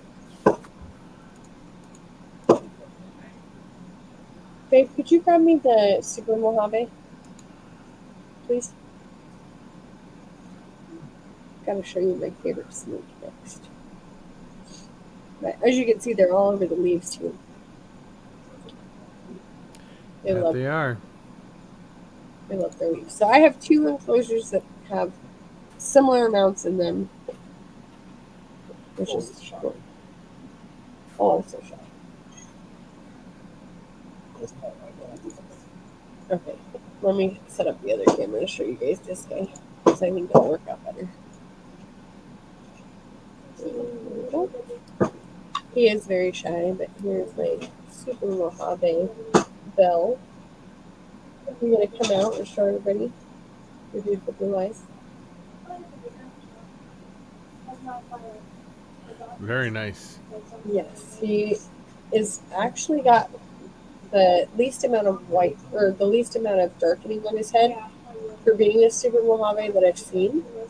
So he is a future breeder for me. The Super Mojave. Yes. I love Super Mojaves.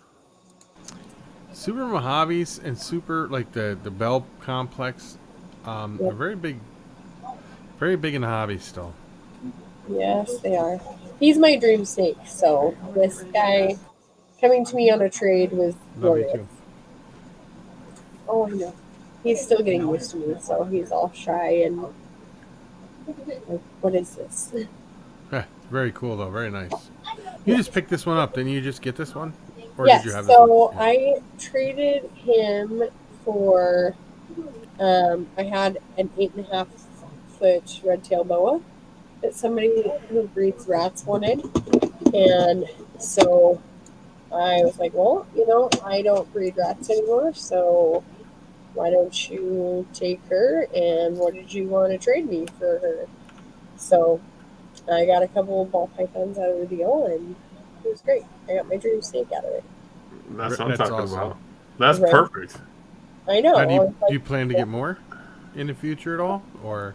So because of the baby, I'm downsizing on snakes quite a bit because I know I won't have the time and dedication to pull them all out all the time and play with them. And so there's going to be a select few like this one that will stay, and then like a few others. I think we're going to go down from having, we had 15, 16, 17. We had 17, we're down to 11, and we want to get down to 6.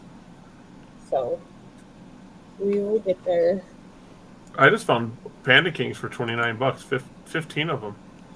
Oh, wow. Buy those. That's a lot. Well, not a lot of money, but that's like awesome. Yeah. Huh. I On like eBay. watching species prices drop on Isopods. Eventually, they That's do. bad news for like what I do, but I love seeing it become more affordable for other people to do. They should give them to me for free. I'm going to email them. Right. Because I just gave them a shout out.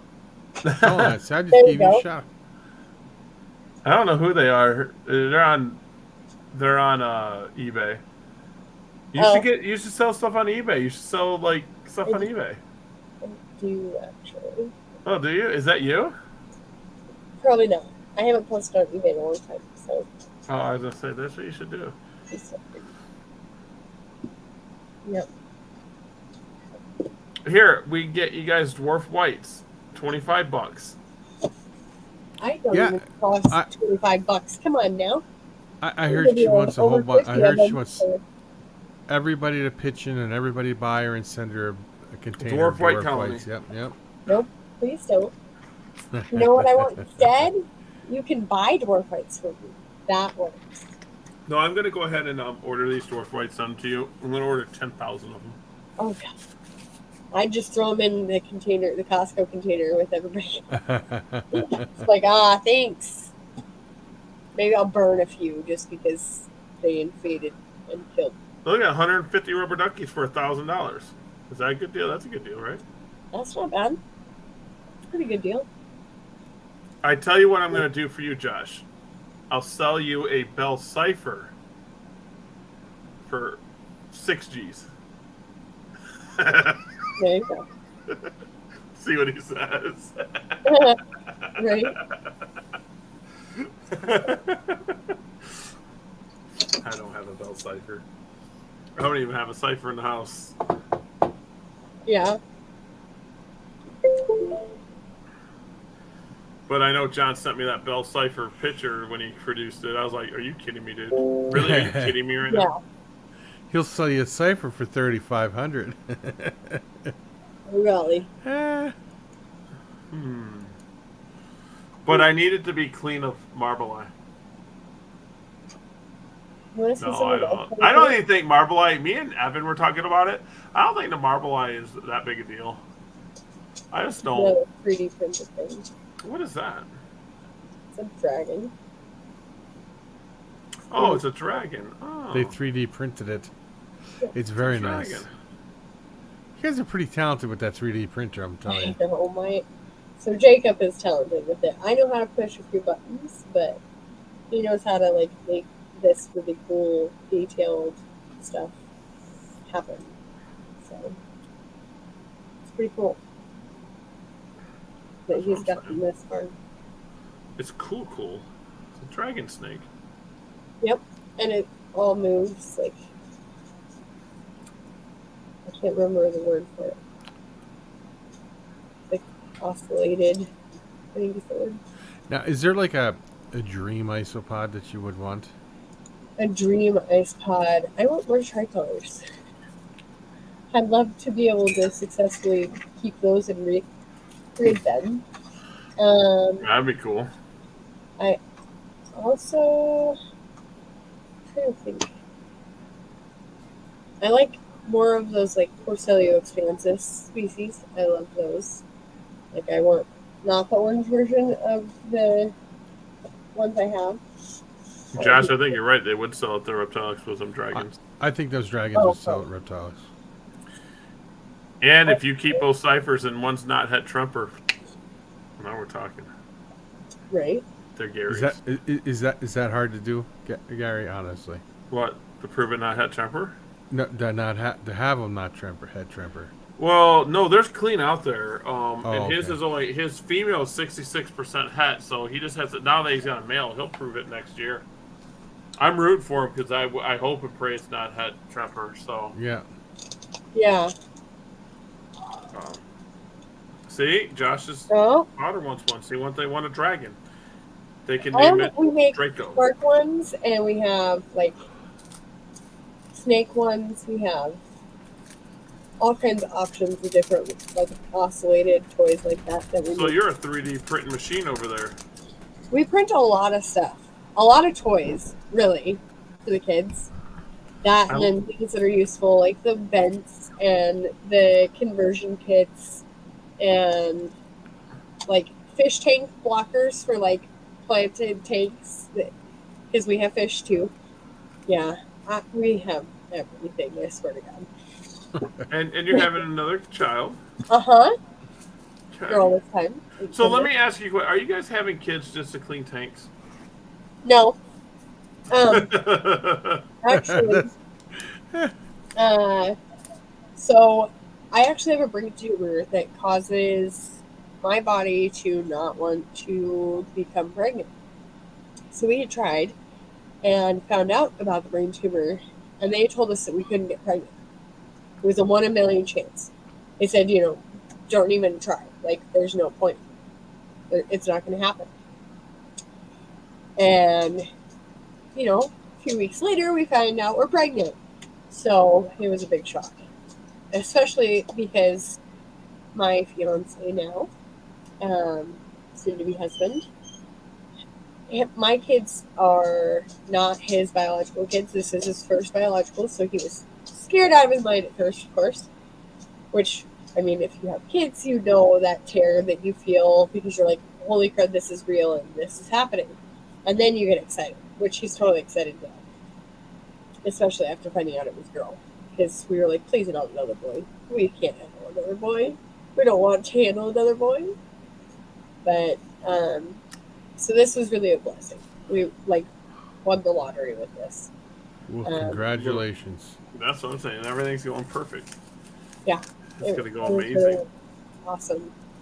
And so she's kicking more and growing and It's getting real. Yep, it's getting even more real. I could feel her at 12 and 13 weeks.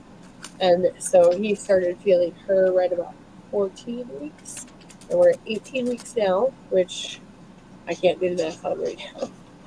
But You got 22 weeks to go. yeah, 20, 23, 22 weeks to go. Hopefully, she's born in November, though, instead of her due date's December 4th. So we're really hoping for a November baby. Because all my other kids were early, so I'm really hoping that she'll be early, because that would be in August is our wedding anniversary. September is when my birthday and our twins' birthdays are. And then October is when our oldest kid's birthday is. And then if she's born in November, it'd line up perfectly. And then, we don't have to try and figure out birthday and Christmas in the same month. So. We're going to take a survey. We're going to have everybody guess a date, and the one that guesses right gets a DEA sticker. And I get to name the dog. I'll even throw in a gecko for that. You guess it right, I'll throw in a gecko. Oh, well, if I get it right, I get to name her. No. Nice Try already has a name. Athena Rose. It's gonna be fun. It's everyone's let me do it. Everyone. Not everyone. No, he everyone. didn't mind. But Nice Try. You act like I'm not here every week or something, and I don't know. Come on now. Nice try. Nice try. Applause. Applause. Yeah. I'm just doing it. But I mean, I tried to name my daughter Seven. Oh, You know why Seven, right? no. It's off Seinfeld. Oh, No. George, what's the name of his daughter? Seven. Yep. I forgot about that. You know what? We couldn't figure out a boy name if it was a boy. And I kept asking, Jacob what he would want. And he's like, we should just call it Dono. I'm like, what? He's like, call it Dono. Dono. Dono. No, we're not calling it Dono. That is awesome. That's a great name. Dunno. Yeah, I like that. What's Of Dunno course you mean? guys You would. didn't You're know? guys. That's an awesome name. 7 of 9. I told wait, him, I no, was like, no. no. I am totally not letting you fill out the form for naming our children. Yeah, I'm not allowed to name anyone. I'll tell you what, guys. Get us to 1,000 subscribers. We'll convince her to let you name the baby. Good luck. Well, I'm thinking about starting to give away some of these digitally because, see, this is a director's cut of Herpers 1, and you see Dave signed it for me. Yeah. I mean, Dave's my friend, so. But I got a this couple of them one- around here. This one here's kind of rare. Ooh. This one's signed by a lot of people that's in it. Yes. And I got the only copy that has a guy named Daigate. That's from Japan. And it's right there. And I know him. He's the guy that he comes every Tinley Park and every the Florida one, NARB, gosh dang it, Daytona. And he buys tens and thousands of dollars of stuff and he sends it. Well, since I know him, he's in it and I had him sign it. So, I mean, I have a lot of, there's Garrick DeMeyer's on here, Brian Barczyk's on here, tons of people's on here. And of course, Dave, as you see, I don't need to authenticate it, it's the same. But we can give away the digital copies of these. I might start doing that. Like every week, maybe every other week or once a month at least, start giving away digital copies of Dave's stuff. Because Dave's awesome. I like Dave. Yes, he is. And then anyone that gets more species than Emily can get one too. But you have to have more species of Isopods. Yeah, that's a lot. Do you count like the species of like snakes and everything too? Or Oh, geez. are we just doing isopods? Because I have species of fish, of snails, of gecko. Yeah, see? She's over 100. She's over more species than I have. She's got more species than I have. I mean, I have 3, 4, 5 different snail species. Snails? Yep. Yeah. So I have 5 different snails. I have 2 different kinds of land snails, and then I have 3 different kinds of aquatic snails. I have 1, 2, 3, 4, 5. Oh wait, no, I have 4. She's having babies to clean the cages. I know what she's doing. I have 5 aquatic snail types, and then I have 5 different fish. No, 6 different fish kinds. That's what I'm talking about. I also have mealworms, and I have dubia roaches, and I tell my boss I have dubia roaches, and she thinks I'm saying doobie. Doobie. That's what she thinks. Frank wants to know if you have the giant African snails. no, I do not. What is a giant African snail? They're huge. They're absolutely huge. They're ginormous. But I think some, like in Florida, they outlawed them now because they're so big. They're becoming invasive. In most countries, I believe. How do I get one of those?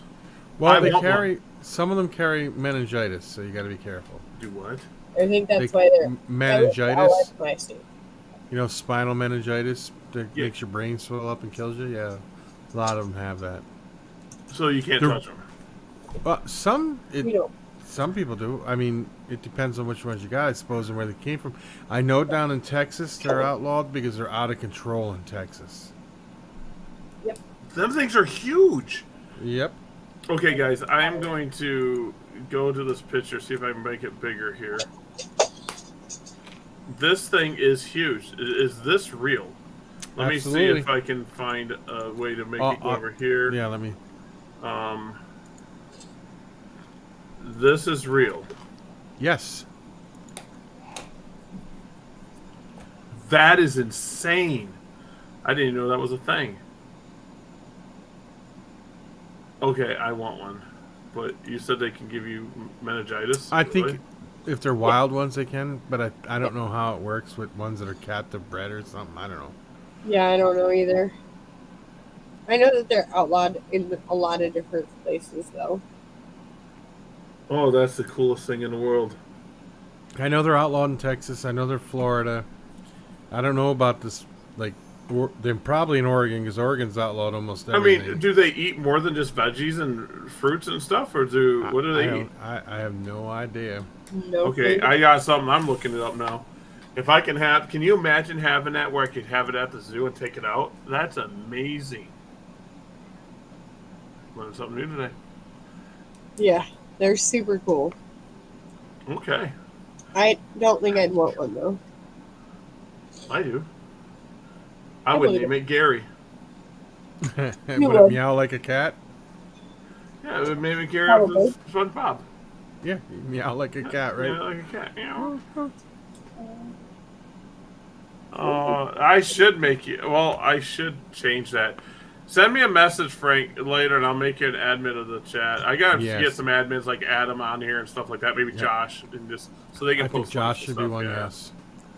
Emily should probably be one. Yeah, just so they can post links, and we never have anyone that's really bad here. No. Yet.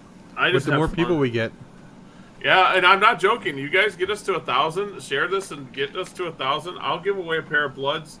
I'll do albino bloods. And my blood stuff is insane. This year is even more insane. absolutely. I told like I mean, I could tell you 30 that. people I was going to be on this show too. Who's gonna be on the what show? I told like 30 people I was going to be on your show today, so That's what I'm talking about. I was like, you guys, like, you gotta watch. I don't care if it's after the show, but you have to watch the whole thing. Yeah, And then That's you right. have to tell me what we talked about, because then I'll do a discount for my class. See, there we go. Yeah, I mean, if we get to 1,000, I'll be doing a giveaway huge. I'll even I don't care if there's stuff I have that no one knows about that I will eventually tell. Well, I got pure subspecies. I have pure white and yellows. I have. Well, the white and yellow will be proven this year. It should be pure. I might even give out a Patty Bell. not a Patty Bell, but something through that project. Well, the Patty Bell, if I produce 2, I'm giving 1 to Miles because him that I'm this deep in the project so fast. And I do have Bigfoot. Yes, I have Bigfoot. Nice. They breed. They like wine though. I mean, I don't know why, but they like wine. They a lot, I'm sure. I named the male Harry. Harry and the Hendersons. I love Harry and the Hendersons. So did I.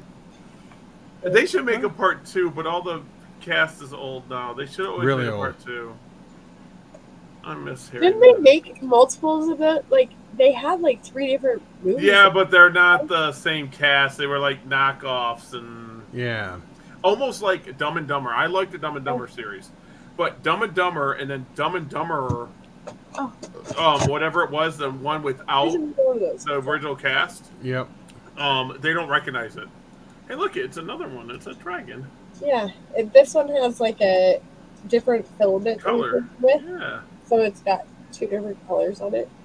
See, guys, we need to start selling those. You need to start selling them at shows. Just take them. Yep. Except there's only one show near me. I need to start the show. See, Josh agrees. They could have made another with that cast. Yep. Yeah, they could have. They should have. Like, I'm a big movie guy, but I like the stupid stuff. Like, I like Napoleon Dynamite, Dumb and Dumber, Napoleon anything Dynamite Adam is pretty Sandler. cool. I can watch serious Adam Sandler shows, too. I like Adam Sandler. If people haven't watched Hustle, or is it Hustler? I think it's Hustle. That's a really good movie. It's about basketball though. You gotta like basketball. And Mm. I want one of these. I'm gonna look it up. I'm gonna see for sale. That's what I'm just gonna do. I'm just gonna look up. I'm gonna grab something real quick. I'll be right back. Okay, cool. I'm good. I'm gonna look up this giant African snail. Snail for sale. I'm telling you, Hustle was good. I liked it. I don't want to give it away too much, but Adam Sandler plays a really serious part, but he puts his spin on it, so he has a little bit of funniness to it. It's a really good show. I really enjoyed it. Adam Sandler reminds me of that guy that was like, gosh, not Drew Carey. Gosh dang it, the guy that plays in Dumb and Dumber, Jim Carrey. That he was funny for a while, and then he has serious roles too. Now, I liked Hustle. Hustle was good. I liked it because it's my hometown. It was in Philly. It was in Philly. So, yeah. I cannot find. I got people. The giant. I can't find anywhere that has it for pets. That's legit. Yeah, I think they pretty much outlawed them everywhere because of the spinal meningitis thing. Yeah, I thought so. Oh, never mind. It is outlawed in the United States. Yep. That's USDA prohibits it. Well, then go down to Texas and just pick one up out of somebody's garden because they have them bad down there. Yeah. And meningitis. That's why they are agriculture and human health. Meningitis. That's why they outlawed them. You guys see that? What is that now, Emily? On there? Oh, This is a little land snail. It's a what? Oh, it is on the leaf up at the top. Yep. Right up here. Do they get bigger? No, that's as big as they get. And they probably breed like snails too, and there are hundreds of them, right? Oh yeah, they're great. They live with my powders. Like everybody's like, "Oh, snails need more moisture than the powders," and I'm like, They showed up in my powder whites. I don't know how. Don't ask me. Do you think they came in on some leaves you brought in from outside or something? I don't have this kind of snails here, Oh. so I think they came in with my powder whites. Period. And then one just turned into hundreds. But I think they look cool as heck. There's like little tiny babies too. They're so cute. I want snails. Look at their tinies. Yep, they're super tiny. Oh, look at that. So what's the biggest snail we can own? What's the biggest? Just the apples? No, there is. Well, that's not really a land snail. The apple ones. They're water. Yeah, they're water. Okay. There is the same size equivalent, and they're. I want to say like they're milk snails or something like that. You can find them on eBay. I'm just really upset that I can't have a giant snail. Oh, I bet. Could be pollution, Frank, that's causing all the four-leaf clovers you're finding, because they're supposed to be rare, so maybe it's pollution. I mean, I don't think I've ever found a four-leaf clover. I got a clover patch in the back. I've never found a four-leaf clover. Right? I want to find a four-leaf clover, Frank. I'm going to Frank's house. I'm finding a four-leaf clover. I'm going to Frankie's house. That's so awesome, Frank. Four-leaf clover. That's cool. And then I wanted to show you guys. I have some parakeets or parakeet. I don't know how you say it. Parakeet, I think that's how you say it. That are pretty unique. Let me switch cameras because then it's easier. Well, see, Frank, when you get up to 5- and 6-leaf clovers, if you find them a lot, did you ever watch War Games and why they were finding 4- and 5-leaf clovers? So I found the largest snail you can own. What is that? They're white. Yes, they're white ones. These are actually striped. You see that stripe? Oh, that is Yeah, true. there Yes, is. I do. Isn't that crazy? So I Yes. isolated these guys because they all have a stripe or like, stripes around or like at Yeah, the like summit. one of their segments is striped. It's a different Yeah, color. there's one right here as well in this corner. 6-leaf clovers. Whoa. Wow, look at that. You got some cool stuff there. The one up against the wall has stripes on. Whoa, that's Yeah, cool. this one right here. Yeah. And then this one right here is like super white. There's That's yeah, cool. and then there's a super white one. So it's crazy to me. Like I don't know. Oh, there's another one of my striped ones. So I've isolated them because I want them to produce more. That is cool. Oh, look, here they all are hiding.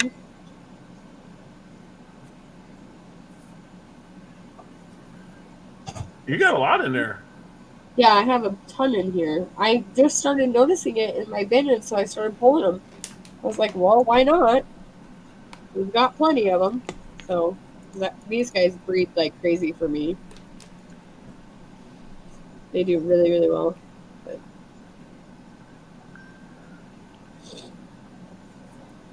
I found the largest snail that you can own. What is what it? is it? An Ortholyticus tree snail. Ah, They were the largest in the USA that you can own. Yes, I'm weird. hey, you had to know. That's okay. I want one of them snails. I'm going to find out how I can do it. Because I guarantee if you're a zoo, you can get them. So I just got to find out how to be accredited zoo. So I'm going to email Ty. Ty, if you watch this, probably not. But if you do, I am coming to you to find out how to be an accredited zoo so I can have a snail. Right? There's this guy that has only one white stripe. Oh, it's like opposite of the other one. Uh huh. It's crazy. Ah. I don't That's pretty understand it, cool. but I think it's awesome. I think you're going to produce some awesome stuff out of that little group. Yeah. Frank wants to know if you should call them pies or stripes. So I started calling them striped because they have more stripes than I would think pied, but that's my own personal opinion. I was gonna leave it up to like a few because I have two friends that like I co do things with. Like if I'm out of powder oranges, I'll call them up, be like, "Hey, I need you to send me 100 powder orange," and they do it, and I don't have to pay them back until like we get paid on that 100. So we work together as a group, and That's good. yeah. So I was gonna leave it up to like, what were their opinions as well. Like, what do you guys think? And I want to produce them from this batch first before I start like trying to see if they're going to keep doing this or going to be worth selling type of thing, or if it's just a fluke that's going to happen in my collection only. So we shall see.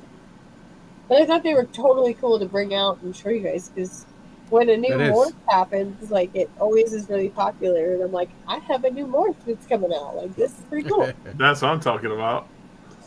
That's what like the Isopod goal is, to have a new, a new thing come out of your collection, and you isolate it and get it to come out evenly every time, and then boom, you start selling. So that's the goal. Well, I hope they're a big success for you. Thanks. I hope They're so. going to be. They're good. She's going to be popping them out, and we're going to name that the 7 morph. Mm-hmm. The 7 morph. All right, I'm down. Stuck on Do it. that. Stuck on 7. The hobby would be like, why? I'm like, Just took 7 because. tries. Took 7 tries. There That's it is. See? Yes. Now watch, it's gonna take me actually 7 tries to get them infected, which, I mean, why not? I think you're going to get it. I'm Oh sure. my. Why are discoids so much more expensive? What? Discoid roaches. Oh, I don't know. I don't know. Oh, because I think they don't breed as quick.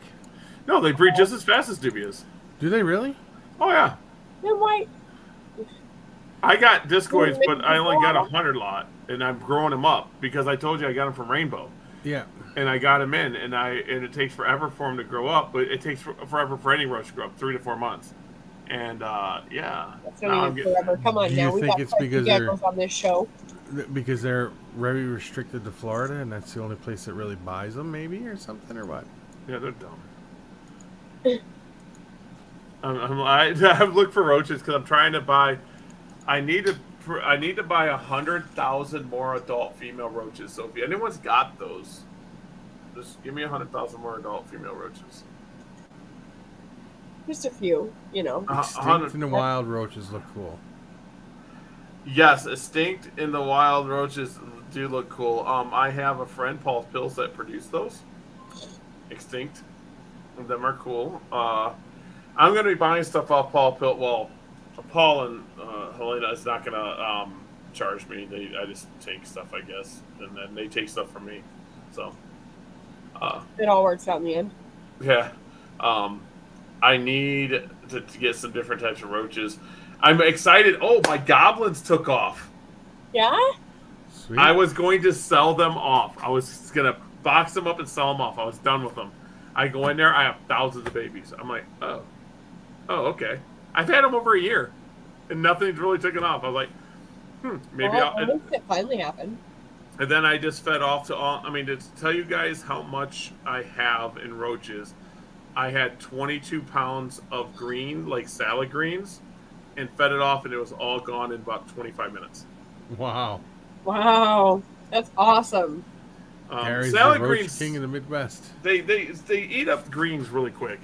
Like carrots and the heavier stuff last longer, like oranges and stuff.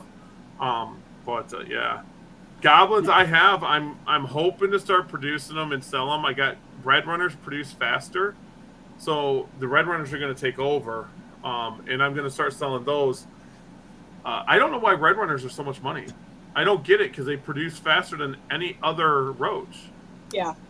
You're going to see, you know what you guys are going to see soon? You're going to see Gary walking around with his new Orner Exotics hats. This looks like a roach head with antennas sticking out of it. Yes.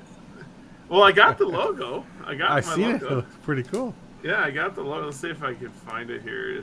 Show everybody the logo if I can. See, we breed dubias and we've bred red runners before, but for me, like, the red runners are really fast. So they intimidate me because I'm allergic, like, really allergic to roaches. Oh, do- yeah, I'm do you have not. Do you have a So- problem with mealworms too then? No, I don't. Huh. Yeah, I don't have an issue with any of the roaches. Like, nothing bothering. Everyone's like, you've been, like, guys, I've been doing this for 20-something years. This doesn't, I don't get, nothing affects me. Knock on wood, I've never had that problem either. But I will tell Andrew, I didn't want to breed mealworms because of the time. And I can't perfect the time. I have to perfect everything into a time where it's like, my roach bins, 10, 15 minutes, I can sort a whole roach bin if I wanted to. And just to feed them, it takes me like 3-4 minutes. Because Cleaning gecko roaches, cage, 13 seconds. Wow. I'm telling you. But animals do better because we don't disturb them. So if we don't disturb them, they do better. Especially roaches. Roaches don't breed. If you're in there all the time, they won't produce nothing. No. Yeah. But my goblins, I am so excited that the goblins are a cricket replacement. They hop like a cricket. And they're an Australian species. Interesting. Yep. That is. So, and they're expensive. Like a 25 lot costs you like $30. Wow. But Wow. I got the reason I want to start breeding because I don't like crickets and I want to do fat tails, like on a large level. So, red runners will do that too. So we'll find out. I don't know. I've got tried some more doing roaches. cricket and I suck at that. I've done all the research. I've talked to experts. People that have done it successfully many times over. For whatever reason, I cannot breed them in a container that I want them to breed in. They breed in my house though, because my kids find them all the time, out of nowhere, and I'm like, "What the? We haven't bought crickets in like a month. where did that come from? And I hate crickets. I'm I like, hate I crickets. gave up. I'm like, I don't get I it. think I found the key for goblins. I was keeping them too wet. I'm going to talk to Paul about it again, but he said they like it moist like red runners, and so I was missing them down. I was missing them down like once a week, and I stopped doing that because I was like, I'm done with them. They're done. I'm done. And then boom, they explode. I'm like, oh, okay. Okay, so you don't like oranges. They hate oranges. They will not touch an orange. But they love apple and cucumber and lettuce and I'm like, whatever, cool. Hey, cool. And my dubias, if people see my dubia colonies, oh geez. I lift up the container and the bottom bows down. There's so much in there. Oh my goodness, that's awesome. See, I trade Isopods for dubious. Did it? Yeah, it works out great. Go, I don't care. Banded crickets are the only ones I'll deal with. I hate all crickets. I hate them Crickets all. are kind of nasty. I'm not a big fan. Well, of one, they crickets, don't ship but- well. They don't ship well. No, it isn't. They like it hot, but when it gets hot in a truck, they die. If they get too cold, roaches can take a lot. Like dubia roaches, it takes a lot to kill a dubia roach. I have kept my dubia colonies outside of my house for the last 2 months, where weather has been like down to 50s, And they don't care. and they've been fine. And the only reason I kicked them out of the house is because we had fruit flies like massively in there, and we had fruit flies in the fucking house. Pardon my language. It's the moist food. If you keep it dry, they're fine. I hate I- fruit flies. Well, and we were feeding them like apples and oranges and stuff like that. So, but I was tired of fruit flies, and they kept laying there no matter what food we had used at that point. And so we just kicked them all out. Like, it was just easier to start with everything out of here, basically, that attracted them. So, Yeah, I don't want to do. The only thing I don't want to do is mealworms. Andrew, you can breed mealworms. I got it. I broke it down for you, didn't I? Yes, you did. And I'm telling you, I went over it with Becky, and she read the whole thing, and she's like, "We're doing it."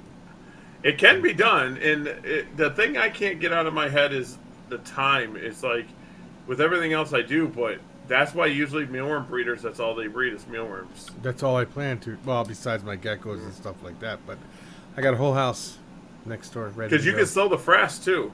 Yeah, they sell the frass. They you know that frass, the sheds that they do. Yeah. They sell that because they use that for gardening and stuff like that, and the frass for gardening. And I got this. I get people all the time that says, "I want to buy your roach frass." I'm like, "No, my babies eat it. Baby dubias need the frass." Yes. And yep. when I start posting about my dubia roaches online, they're gonna go nuts on what I feed, because I don't feed any of my sellable dubia roaches any citrus, and it's only a 5 to 6% protein mix. I guarantee I'm the lowest protein mix in the country. Probably. And that's because they turn all that into protein what they eat. They turn fiber. Dubia all roaches. Well, I don't know about all roaches. Dubia roaches, discoids turn fiber from fresh vegetables and fruit into protein. So that's what they do. So people think that the males will eat each other, or the females eat each other, the babies eat each other, but they don't get enough protein. That's not true. It's just enough food. There's not enough food, because you got to think, if you got 10,000 animal babies in there, they're going to start eating if you just give them, a little bit. I literally take a 3-pound bag of salad mix and dump it, and when it's gone, another 3 pound until they stop eating. Wow. And I'm like, oh, there you guys go. But now I get my stuff cheap. I have a grocery store that lets me have all the stuff that's going to be close to date. I get it. I mean, cheap. Yeah. They've given me stuff before. They're just like, just take this, Gary.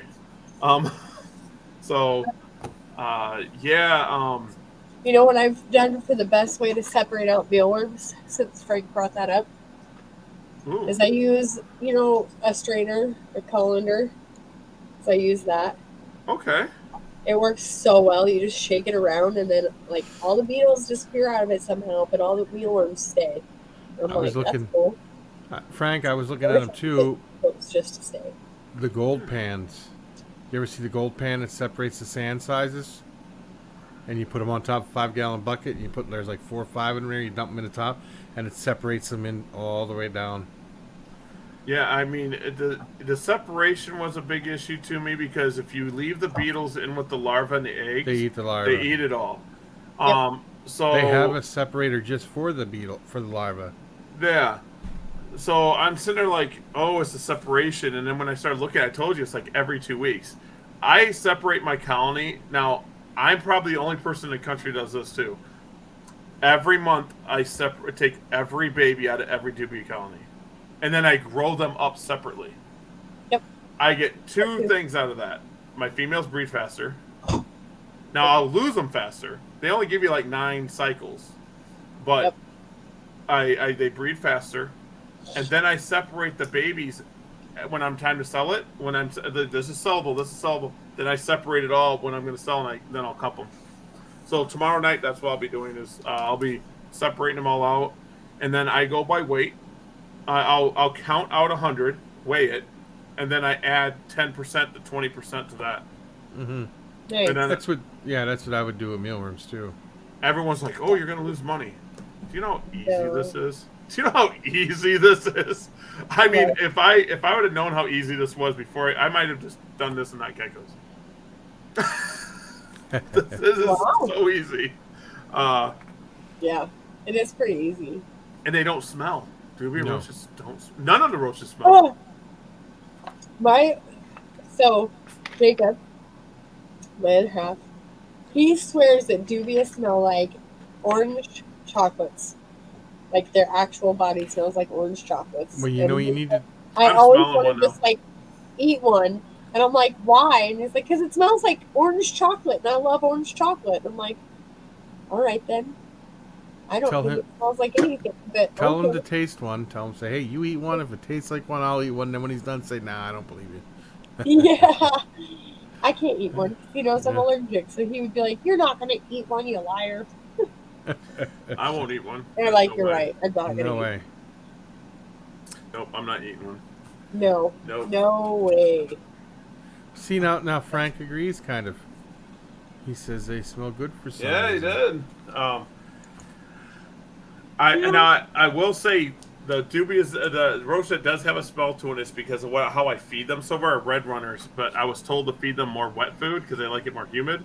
When I opened it up, it kind of smells like the fruit. So, I'm trying to. They love cucumber, and I don't know who. Someone argued me and said that dubias don't eat banana. Every one of my roaches eat banana. Oh, They will tear up they will banana. definitely eat banana. I mean, they tear it up. They see banana like, oh yeah. Yeah, see, now when you do the roaches, you got all different kinds of roaches. Mm-hmm. So. Now, I will say my hissers do not like oranges as much. They like the apple. They like harder fruit, if that makes sense. The harder stuff. Dubias like anything citrus. They all like cantaloupe. I don't care what anyone says there either. Have you tried to feed them like Isopod chow? Yes, but they eat it so quick. It's so expensive. So I make a chow. I wondered. I make a chow. I have Anders right here. Oh, they would eat that whole bag in like instantly. It'd be gone in minutes. Have you noticed any difference in anything with them? Not that I could tell you because I've switched between both. I haven't separated out in one to like put aside. I can, and then tell you like, hey, you know, side by side comparison. This is what I notice. If you wanted me to, please. I will. I mean, I got them Hoffman Segas already split up right behind me, so I mean, nothing. You can totally do that. Really. I'm a firm believer that the better you feed your animals, the better stuff you feed them, the better it's going to be. Well, that's food in, production out. That's what they say. I am going to start. It's how we work. Feeding roaches to some of my female geckos and see how they produce. I'm just going to feed them roaches with supplement of mealworms instead of being the vice versa, and see how it goes. But I'm not going to just use dubia. I'm going to use red runners and stuff like that. Yeah. Because dubias play dead. Yeah. Yes, they do. They do. I hate that. About it because, yeah. Now, when you have issues with that. bearded dragons, don't care if they play dead; they'll still get them. And Oh yeah, but my Nile, leopard geckos. Yeah, right. my Nile hates me. I will take 100 and just throw it in his cage, and they'll all day he'll be digging for him all day. I'm like, you're Uh, having fun. There you go. you don't know, but you're having fun. Well, after Yeah. talking to Dave, Dave went over to Africa and he was like, monitors don't eat rodents. So I've taken my Nile monitor off rodents and I've been Ooh. feeding him mainly dubias, bugs, and some egg. And it's so much better. He's thinned out. He looks like he's supposed to. So Good. uh, That's awesome. I and think he's calmer. as a hobby, we should like be more tied towards like what do they do in the wild, and I have a really hard time keeping my mouth shut when there's people who will come to me for advice and they haven't done research at all. I'm like, where did it come from? What's the environment? How much humidity does it need? You know, what does it do in the wild? You know, does it do that in the wild? Are you sure? Have you looked it up? Have you talked to an expert? I'm not an expert. I know my stuff, but I'm no expert. Like, I know how to help sick animals. Like, that sucks that I know that so well, but I do know how to help sick animals. Like, I had adopted out one of my baby bearded dragons, and within a month, she had come back with mouth rot and scale rot. And I was just devastated. She is not needing me to force feed her anymore, you know, like fluids. She's eating her own, drinking her own fluids. She's healing. Her scales are starting to grow back. So things are on the up and up. And she's put on weight. So it's up and up, but it really, I wish people would do more research on like, where do they come from? What do they do in the wild? How do they do it in the wild? So that way I can mimic that at home. Yeah, that's exactly. I mean, I want to do naturalistic enclosures, and people that say leopard geckos should be on substrate. As a breeder, I don't want them on substrate. I don't have substrate, but Yeah. my naturalistic enclosures, they have isopod in. I got isopods in there. I tried springtails, but I got to try charcoal thing. That's why they didn't live. I was springtails, they were dead. Yeah. There we go. I was like, oh, okay. I don't. Also, I have a mealworm dish in there, but I actually throw that in. It's just like they'll dig. They'll dig for stuff. Yep. So they know if that's substrate, I'm not going to eat that. They're not going to eat enough of it to kill themselves if you give them enough food. Yep. And here's a really crazy thing. I always tell people this. The calcium thing. I know we have to add supplements and calcium and stuff like that because they don't get natural sunlight. But they don't get that in the wild. They get natural sunlight. So leopard geckos with the calcium they get, calcium sacs, and sometimes they're just too heavy and too heavy bone. And we see that. So if we started giving UVA and UVB, would that go away? I think it would. Oh, I'm sure it would. So my one has got UVA, UVB. She loves it. She'll sit out in the middle of daylight. She'll just sit there like, oh, I'm here. I'm good to go. She comes right out. She does not care what time of day it is. Right? See, and like I like to have a window nearby at least, at the very minimum, for my critters. Just because I think it's very important, because if you look at like their habits, they rely a lot on the sun to tell them to do different things at different times of the year. And so for my critters anyways, I make sure they can have that natural cycle in their life.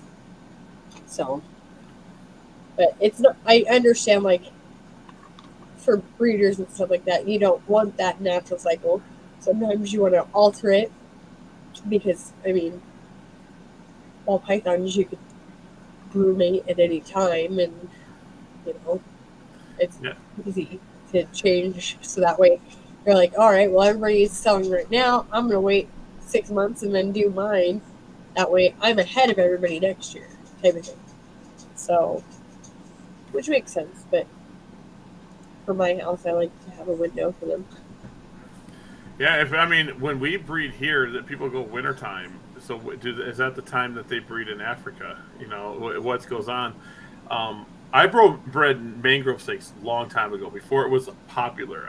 I mean, I still argue that I was probably one of the first in the United States to ever produce them. But all I did was mimic where they're from every single day. I mimicked the day before.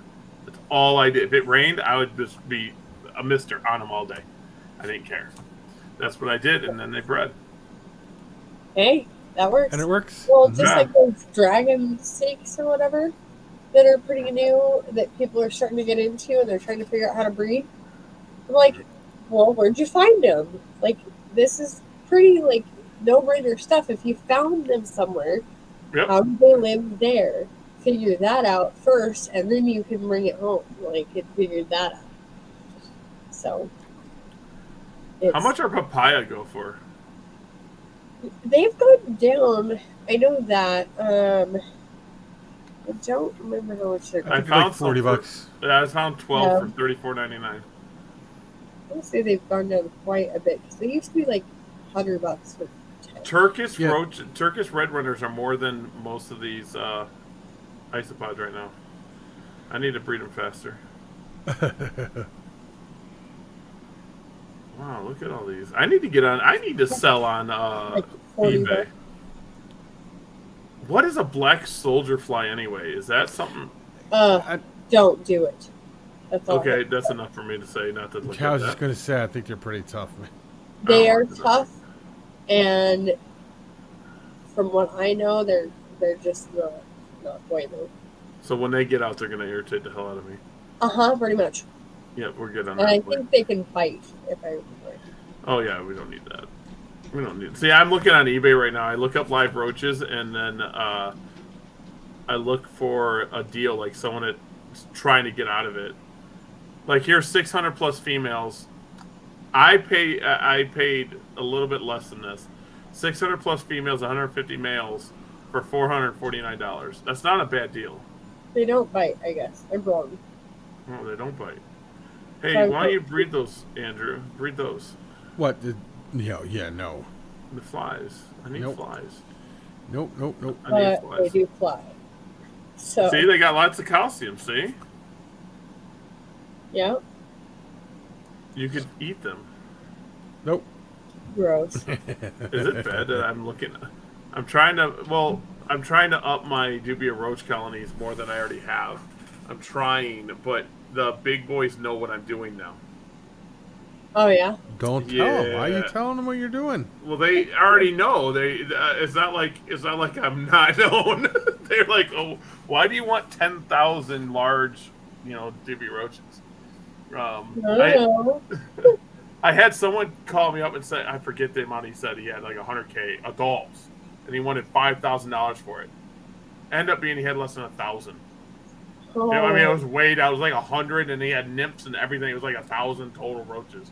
I was like, yeah, that's not happening. yeah, no. I find, at least in my neck of the woods, people overestimate what they have a lot of the time. Like, they'll tell me, somebody be like, hey, I have like 10,000 mealworms. Could you use those? And I'm like, sure. They bring me like this little container that's a deli cup and it's got like maybe 100 in there. And I'm like, it's not 10,000. Like, what are you talking about? I feel bad when I did the weight for the 100 count of dubia roaches. I was like, that don't even look like 100. It doesn't look like 100, but it's there. But it doesn't look like it. Yep, I totally get that. And I'm like, oh, I feel bad. Let's just add some more in there. That's what I did. I was like, let's add some more. So everyone's gonna be happy with their counts. They're gonna go nuts about their counts. That so my pet shop advice for me even bought some species that they haven't bought before for the first time today, so I was really stoked. So I even gave extra ones in there just in case. Why not? We just all need them. I figure I would want an extra count in there if it were me, because that always feels good. So that's what I try to do when I, count out if I have them, if I have enough. I don't know. My powder blues are looking a little desperate right now. I'm waiting on a shipment for those. Is it bad that I don't even know my cost? Someone's asking me my costs on them. And I'm like, I don't know what my cost is on those. Oh, right there it is. I got my tag. See, guys, so you can see like a 10 count of hissers, small hissers, are $10, I'll be right back. and there's 12 in there. And then I got a 3 count of medium hissers for $5. Yeah. These are just the ones I did today. Pairs of hissers are $5. They're adults, and then 50 count of half-inch mediums. So they're half-inch. Well, I don't know what they're called. I just call them half-inch. 50 count, $7. No one can tell me I'm too expensive because I am the cheapest around. Yeah, that's pretty cool. I'm so excited. Guess what just showed up, guys? What's that? So I just got a package that I was really hoping would show up today. So in this box, I don't know if you can read that or not, but there we go. Hazardous materials. You know what it is? I'll show you. Let's see if you can figure out what it is based on what it looks like. Be a fun little game. It's a dragon that breathes fire. Close. That's all I was thinking. Oh man, there's so many packing peanuts in Rhino here. roaches are really cool. They're the ones you could eat, I guess. Oh wait, what is that? These are packing peanuts. They're in Oh, there. I thought it was an egg you just put up. I'm like, why are you? Is it got an egg in there? No, I just woke your mom up and sent her trying to get to it underneath the pack. Okay. And I told her not to come down these steps. Yeah. There it is. What is it? It's Do an you know egg what 18. I have no clue. I'm gonna say it's to tell the gender reveal. Oh, that's what Yeah. it is. It's a It's a grenade. smoke grenade. Ooh. It's a very powerful smoke grenade. It creates a lot of smoke. I want a smoke Hence why it grenade. had to be shipped hazardous materials. I want a smoke grenade. Yeah. Oh, everyone wants to do. These puppies were so expensive. She having a girl?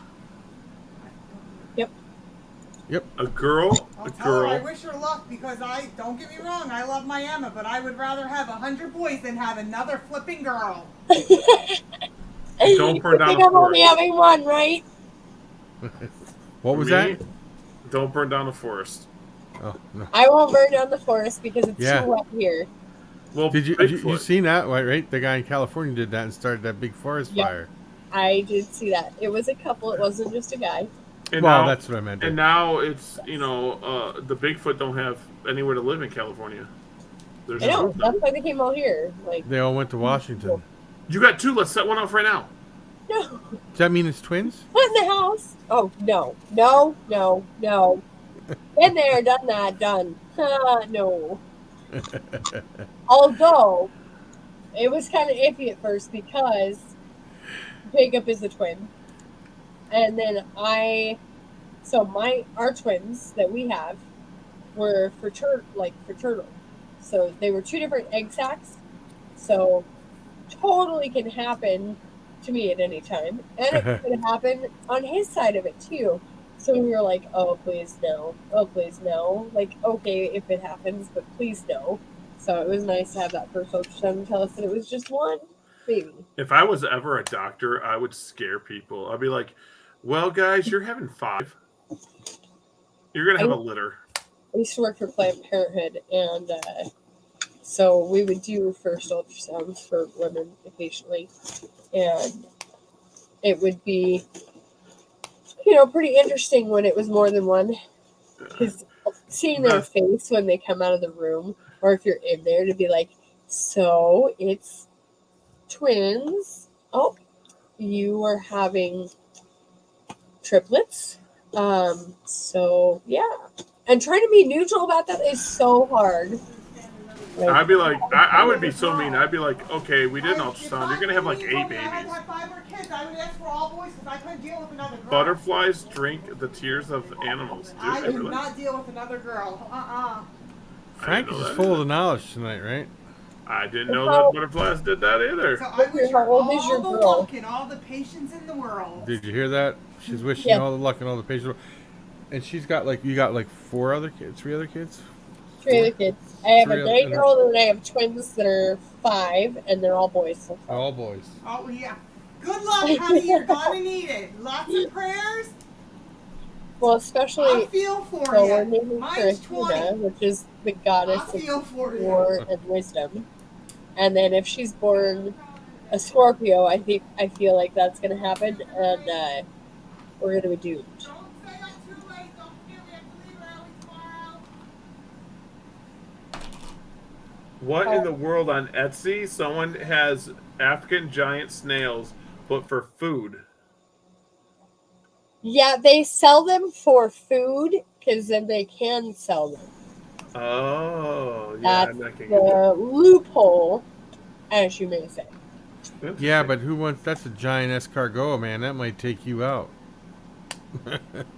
Well, they will send them to you live. Yeah, I know. So, Yeah, that's kind of. but Yeah. yeah. Oh, this one's calling it a Texas land snail. Texas land snail 25 pack. 25 of them? My lord. I'm actually on Etsy right now. They're on Etsy right now. Which blows me away because Etsy has such strict rules on some things and then not on others. I don't know. I think it's all how you word it, too. Oh, and it says right here, these are restricted from shipping these locations, and it lists every single state. But they'll ship them to you. How are they going to sell them? How, what the? I am so confused. Right? Like, every state is in there. Every one of them. You should contact them and say, well, how can I get them if I'm in one of these states? Oh. I'm so confused. It's only $48 for a 25 pack. Well, I know Frank out of country, but I'm sure some of them people, if you're like, hey, look, I really want one, I'm sure they would hook you up with something. Oh. Yeah. I could agree there. Got to find a local breeder there, Gary. I guess. I don't know. I wanted one for the shop, but... Oh, someone's asking me for... Oh, I already did that. I already answered that. They wanted roaches. I don't have many half-inch roaches, and they wanted them. I'm like, you can buy them all. I think I got 250 total I'm taking. Because my set hadn't got there yet. I don't want to kill my colonies yet, so... No. Yeah, no. But I'm taking like 35,000 half-inch. I mean, 35,000 quarter-inch and 35,000 3/8. So I got tons. Nice. But, woo. Well, should I feed an isopod? Since I have his food sitting here, and I do Oh, have yeah. to go for it. He's like, So what's you up? guys can see how it's done. I mean, why don't we just go ahead with the... I buy my isopods Burger King. They like Burger King. White Yeah, Castle, Burger they're King. smaller. They Oh, good point. I should have done White Castle. the gecko? Yes, yes, I have. I can't think of the name. The gecko that shoots a sticky slime out its tail. I think I've seen... ain't that a A spiny video tail or gecko or something something like like that? that? No. Yeah, I forget what it's called. I've seen it. I don't know. Maybe Wally has them. I don't know. I know I've seen them too. Yeah, they're pretty cool. I would not be surprised if Wally has them, because Wally has everything when it comes to geckos. Jeez. Yeah. Wally is so awesome. That he is. All right, let's see. If that is enough tip for him. Oh, wait. Let's see. How many pages? Straight. It says no. And I say yes. So we're gonna fight for it. There we go. So you guys can see, I like to feed on the dry side only, except for vegetables, because then they stay better, like, good longer, I find, Mm-hmm. anyways. And then I have my little teaspoon handy. It's 1/2 of a teaspoon. And so I don't even fill that up all the way. But then I just like will sprinkle it around on the leaves so that way they can find it and it doesn't mold. And if it does, I can just pull out the leaf that it's molded on, and then it's not like the substrate in a whole ordeal. That's actually a really good idea. Yeah, because if you feed on the wet side, I did that when I was first started in the hobby, and because I thought the food had to be wet, because I was thinking crested geckos, you know how you have to have like the dry and then the wet. Yeah. Yeah, no, so I thought, well, then it's like a dry and wet food, right? Nope. Mold happened so bad in my poor dairy cows because I fed them like a No, I total do not have those. of like a fourth a cup. Really? So Yeah. I like the leaf idea, so they don't mold, because I do get some mold with some if I overfeed. Uh, Because see, how do and you like feed 20 of them? then it's there for however long it takes them to eat it.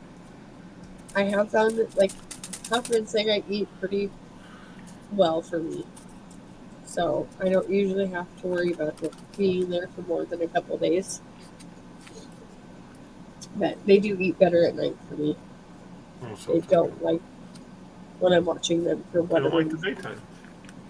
They're like, no, don't watch me do this. Like, no. They don't like the daytime.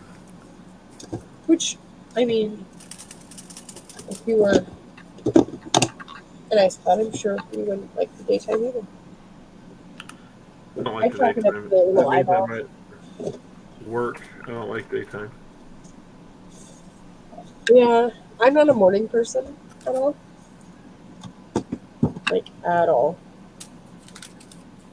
The only reason I had split my Hoffman Guy black ones is I had like 3 or 4 broods at the same time. And so they all started growing up because I didn't want to sell any because I love my Hoffman Guy. And I started realizing that like some were dying because there was too much grass for them. So yeah, another reason you have to redo your substrate is because of grass. Oh, they're already starting to dig in on this one, but they were already on the leaves, so I don't know if you can tell. These guys are like, yes, finally.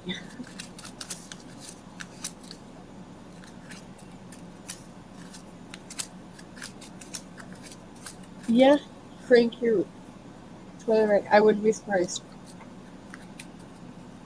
on the Hoffman Sega being a locality of the Seville. I don't know how to say that one. Sevilla? Yeah. Oh, these guys are digging right in. He's chilling. Yep, they're mowing down on the food, that's for sure. Now I just need to put a little TV in there for them so they can Netflix and chill. Hey, I already have enough devices in my house. I have Put a little phone in there. I have like 9 to 10 different things. 10 different devices that my kids can be on at all times. A TV, Xbox, a PlayStation, an Oculus, a PSP. We have a Nintendo Switch and DS. And then they have tablets each. And my son has a phone, my oldest. So you need to get them each a little And then TV.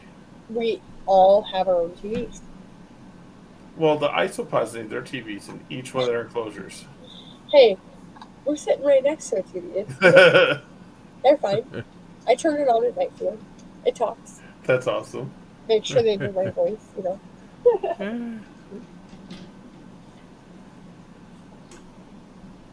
Sadly, I just had a massive die-off of my Japanese magic potions, too.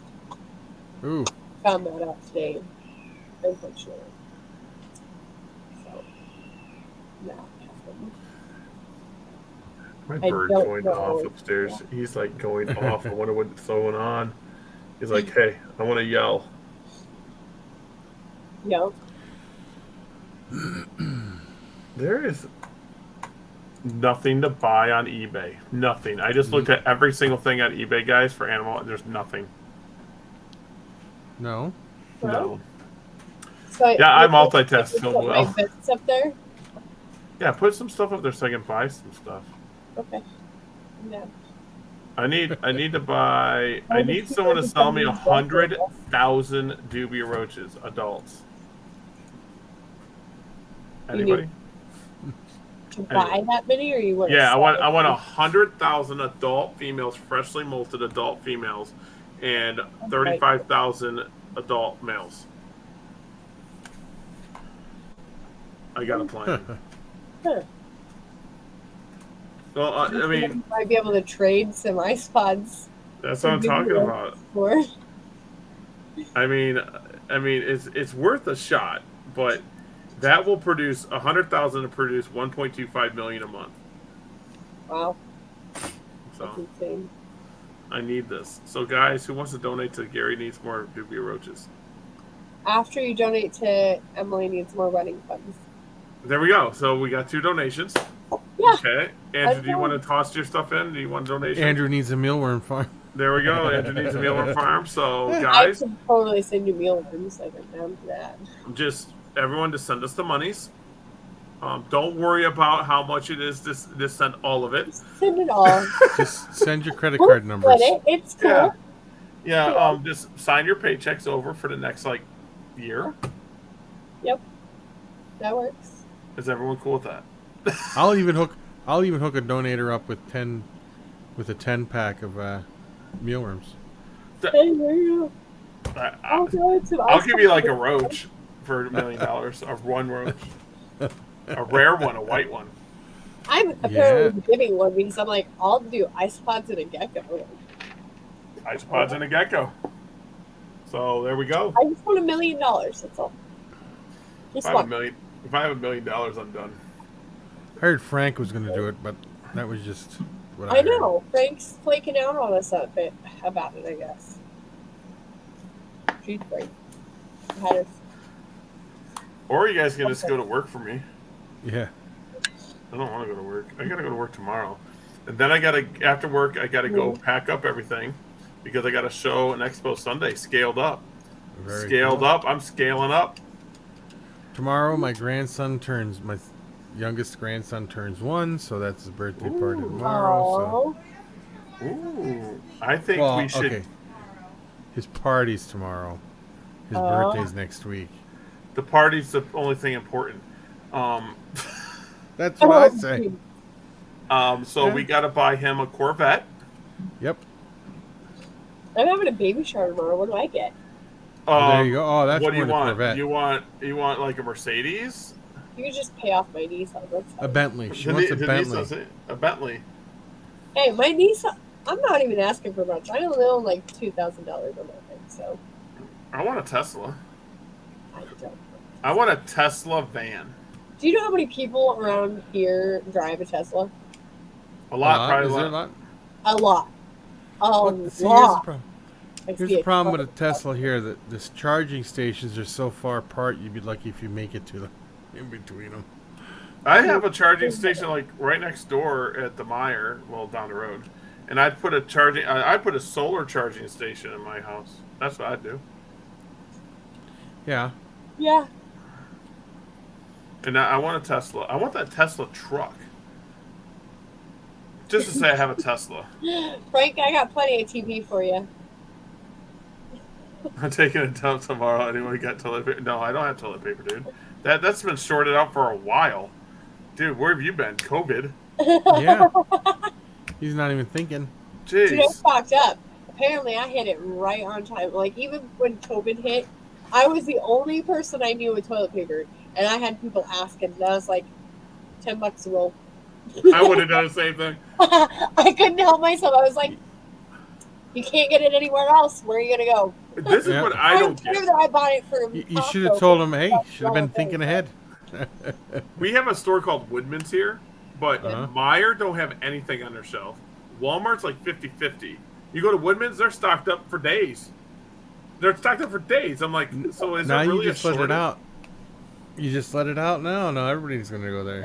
Now you ruined the secret. But they're open 24 hours and they're always packed. Like you go there, you're standing in line for a half hour. Like it's just insane. Yeah, we had toilet paper shortage. That's We had because shortage really bad here too. I started breeding rabbits actually when COVID hit, and like we started not having meat here in Spokane at least. And Rabbit tastes I like was like, chicken. you know what? We're gonna get rabbits because I have no problem eating rabbit all day long. Like I like the taste of rabbit. there's so only one problem with eating rabbit. it's really high protein. You can get you can get protein poisoning.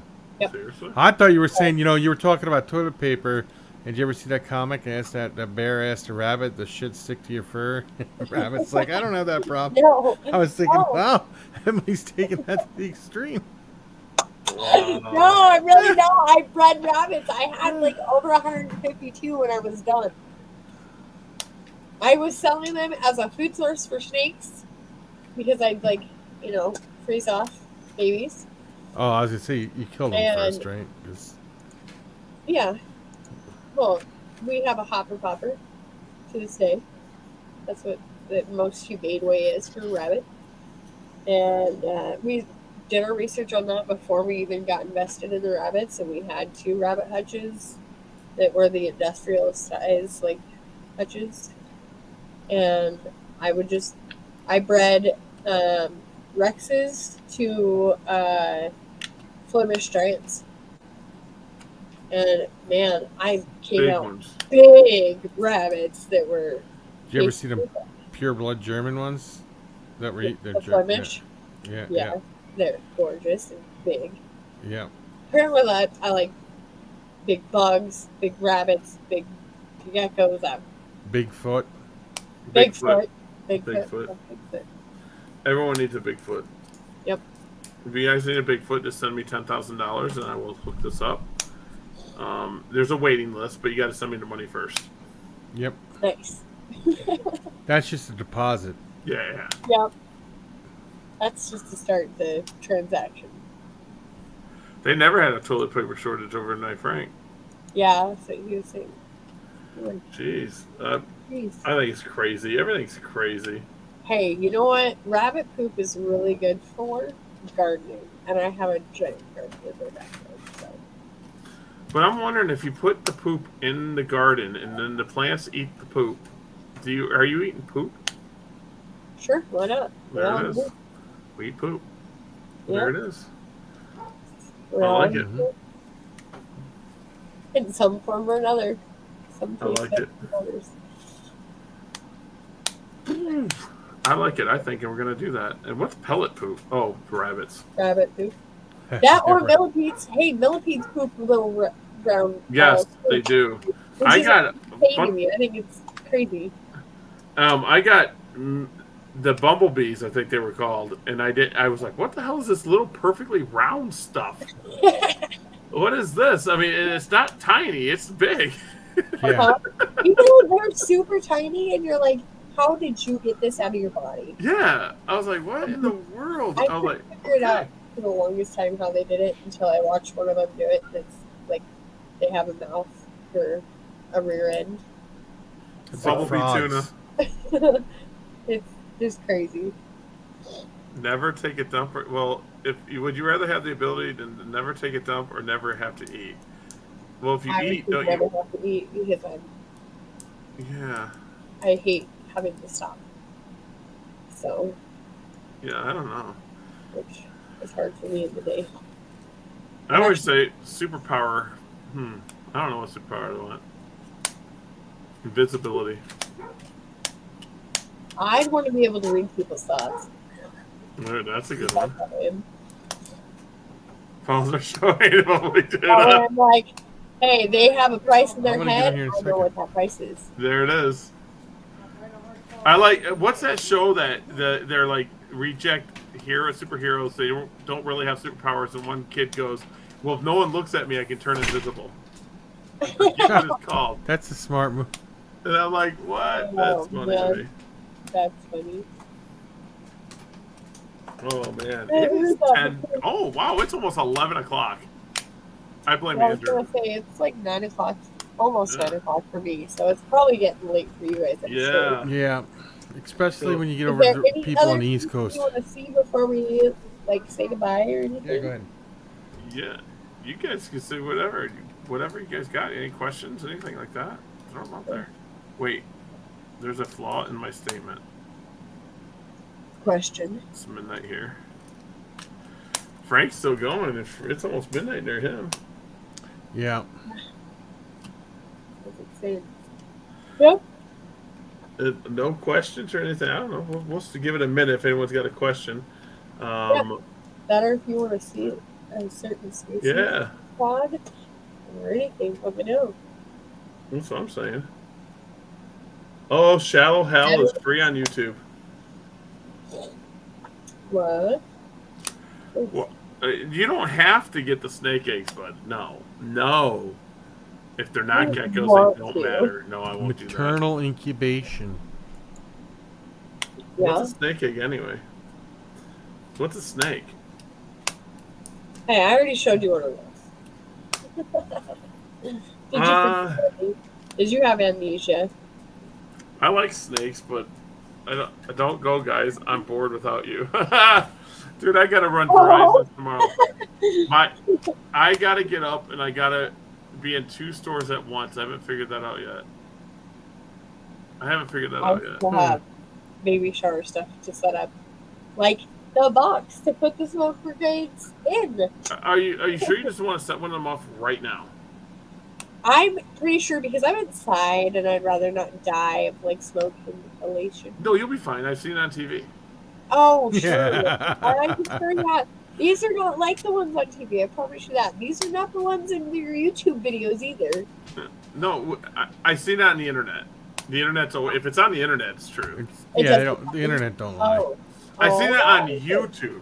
If someone says it on YouTube, I it's want true. you to look up EG18 and then tell me you've seen somebody like one of these. I've never seen one of those until you showed me it. So what is it called? Exactly. It's EG18. The website I think was EG-products.com. They are heavy duty. Boom! It's gonna make a noise. It's crazy. It's gonna be really cool. And they're full pin. Like a grenade. Yeah, they're exactly. I could see her playing around. That would be my luck, and I'd be like, "Bye, guys, I'm going outside." I'd be sitting there like, let's just watch this. It'd be great. I just heard the most weirdest thing just now. That she's gonna pull the grenade. The wildest thing. Wildest thing. Yeah, wildest thing. What is that, Frank? What is it? You can't read. Oh, I'm beat, but I got stuff to do. Yeah, I'll go upstairs, and then I gotta figure out the next roach I'm gonna bring in. Someone was blasted moaning on their speakers outside. Oh, jeez. That's great. That's funny. So, if anyone got anything else they want to add, we can shut it down. But if anyone got final thoughts, nope. It's awesome. Everybody should know. Buy Isopods off From me. Emily. Yes, all family. Everyone, go over to Emily and just say, "I need $100,000 worth of stuff," or just at least one culture. One culture. Everyone watch this. Go buy just one culture. That's easy.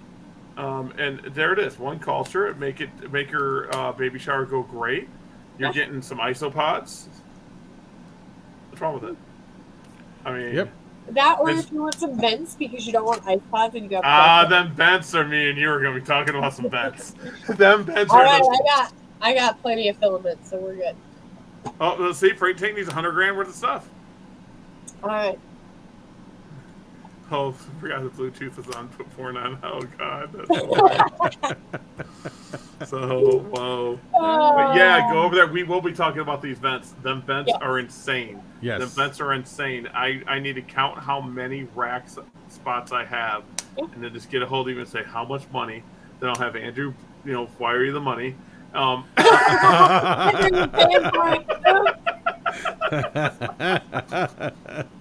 I got you covered, That or Gary. you could just, find me a good breeding pair of gargoyle geckos and then also do as many bins as you need. And We'll trade all day. I'll trade all day. I love trades. Like, trades are Well, my I have a favorite. lot of crested geckos I'm raising up, but I'm raising them up to see which ones I want. I have a lot. And I wish I would have kept my okay, so a few flickers ago, I wish I would have kept them longer because I gave away a beautiful gecko. See, that's why you got to keep them. And I'm like, dang it, she turned out gorgeous, and she's a lot prettier than my other one I kept. And I'm like, don't trust what they look like at first, ever, No. ever. Keep them until they're big. At least a year and a half. I know we're a bunch of crested geckos. Just send her all your crested geckos, Andrew. Just send them all. It's over now, bud. It's over. Keep some, I'm sure. No, just send them all. Send all your geckos. But all right, guys. If we have nothing else, but we get over to Emily and buy some stuff. She had a baby shower. I mean, I'm nice. I don't bite. I promise. Come on. She will yell at you. I will. If you're being, I could be honest. I could speak from firsthand experience here. The isopods are amazing that you get from her. So, And they'll breed because Andrew has tons of them now. yes, Like tons. I hooked Andrew up. He was like, "Oh, look at this one! Look at this one! Look at this one! Look at this one! Look at this one!" Now, and then he goes, "Check this out, dude! Lifts up a thing. It has hundreds and hundreds of." I'm like, "Wow, they breed." I'm super stoked they're doing so well. Like, you're doing something right, obviously.